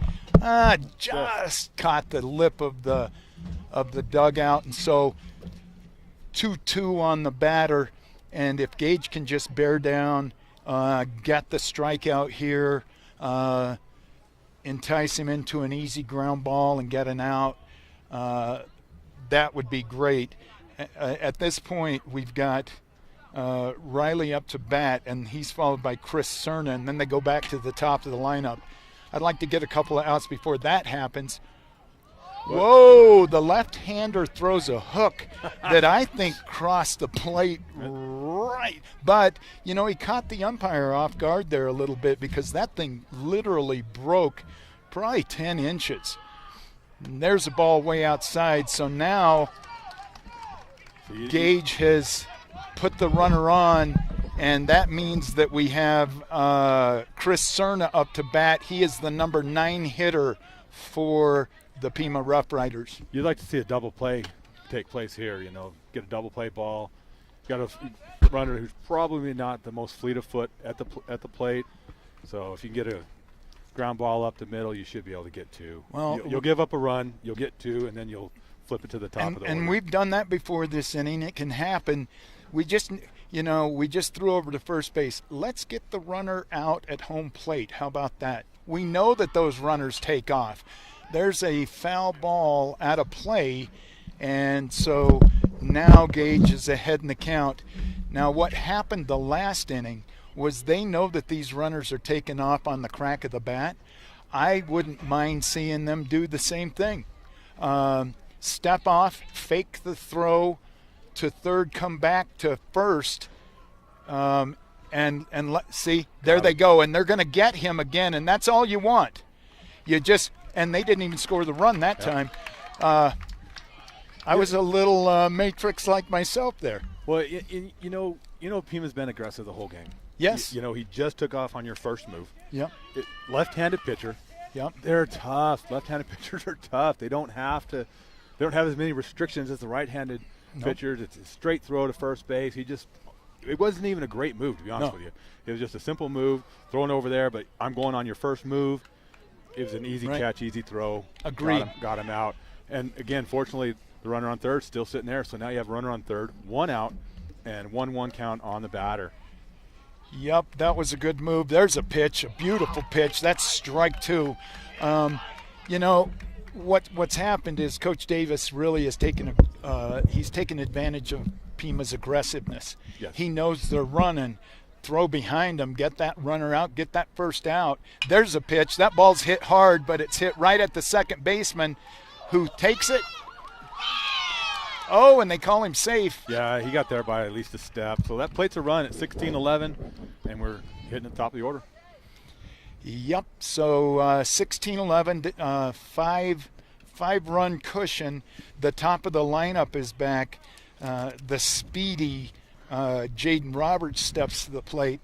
One thing that was able to happen the last time was we had runners that were easily able to be doubled up. This one, not so much. Oh, absolutely not. And you got a pinch runner in, so putting a little bit more speed on first base. And Pima's got to do this. They've got to pull out all the stops at this point. They're down 5, but they're now at the top of the order with only 1 out. So yes, but still, Gage is throwing hard. He's throwing strikes. The ball is being put in play. We just got to make the plays. Absolutely. And Gage can do that right now. There's the throw to first. Certainly, as a left-hander, I love his little pickoff move. Dad of a left-handed pitcher from St. John's here. You have an advantage when you're left-handed, looking at the runner right in your face. So there's the throw to home. That ball's hit directly on the screws up the middle, but right at Dion, if he can get it there, and he did. So that's the rare 8-6 put out. That's the 8-6 put out for the second out of the inning. That ball was hit so hard that Dion made about 3 steps in and was able to fire to second base to get the out. And as an outfielder, let me tell you how special Dion is on that play. Usually when the ball's hit in the air, the first step is back, and it's coached to be back. Dion saw that line drive coming, and he was charging as soon as the ball came off the bat and was able to throw a strike to Justice at second base to get the out. So 2 outs, and the captain, Reggie Stewart, steps to the plate. Reggie's had himself a day. There's the pitch. He fouls it straight back to us for strike 1. We're 1 out away from finishing this thing up and going 2-3 on the week, Paul. And when I talked to Coach Davis at the start of the week, and he knew what a rough stretch we were going to have with 4 games in 6 days, he was like, I'd love to see if we could at least be 2-2 after this thing. We're an out away from that happening and him being 2-1 with a game remaining and our ace available on Monday. I tell you, it was a tough week for him. And as Pima knows, when you're a small school, you don't have a lot of arms. So having a lot of games really quickly with the pitch count, it's tough on these schools. There is a great pitch. It's right back up the middle. Jess is going to have to make a tough throw, and he's just unable to make the throw. It's okay. Kale throws a rocket to third, and let's just get the out. Yeah, you want to eat that one. I mean, it's a great throw, and West was able to make a play, but just eat it. Eat it at that point. You don't want to give up a run if you don't have to. And, number 2 hitter sitting here at the plate. And I can't say enough about Reggie Stewart. That was a great hit ball. He keeps his team alive. And now to the plate steps Devin Hewitt. And we just need to get this out right here. Yeah, I'd like to just see them forget about the base runners. I'll tell you this much right now. Reggie Stewart's going to go. If you want to go to first base, he's leaving. I was going to say, it's going to happen right here, now. Yeah, this is the game right here. And now they're going to play a little game of pickle, and that's it. The ball game's over. So the run counts, so it's a 16-12 ball game. Yep. Run doesn't matter. Right. But you knew Reggie was going to go. St. John's knew Reggie was going to go. Gage knew Reggie was going to go, and he went over there. Paul, I've got to say this just because it happened 3 times in a row. I'm not sure I sent him that first time. Nope. They had 3 runners at first base, sent him on movement, and we were able to pick all 3 of them up. Congratulations to the Redskins. Big shout out to the Pima Rough Riders. That's a good little ball club. They're young in a lot of areas, and they're just going to get better and better. Kudos to their catcher. One of my favorite performances of the year this year was Brit Hawkins and how hard he worked. So congratulations to them. Have a safe trip home, Pima Rough Riders, both the lady riders and the varsity boy riders. And I'm not sure when we'll be back. I think it's next week, middle of the week. I think so. I think that's the last home game. And I think it's the last home game of the year. Boy, this season has gone fast. Thanks, Paul, for doing a great job. Hey, Kale, thanks for coming along and helping us out here today. Just so you know, you're not able to see this, but every time a ball was hit foul, Kale was on his horse going to get that. And, he was rewarded, he's showing me, with a ball in his pocket, and I like that. Yeah, absolutely. It was a fun time, fun season. I'm glad that we're able to do this and allow the Bishops and the others out there to see it. Pacer, make nice with Grandma. You need to have a good Thanksgiving with her. She still is our number 1 fan. You might be number 3. The other thing is I want to thank the Spencers out in Mississippi for watching this. That's a long way away, and they're able to watch their family. That's great. I hadn't looked over. We gave Victor a hard time about his Yankee fandom, but I want to thank him. What people don't realize, and even I didn't realize when I started doing this, is the work and preparation it takes to get this thing set up. We've got cameras in center field. We're going to go take those things down now. But special shout out to Victor Chavez for the incredible job he does here to keep us on the air. Yeah, absolutely. We love Victor. We couldn't do this without Victor for sure, and he's committed to it. He's committed to these kids here in St. John's and putting together a quality product. So yeah, we're grateful for him and all that he does. So to everyone out there, good night. We'll see you next week, and be safe. Pacer, make nice.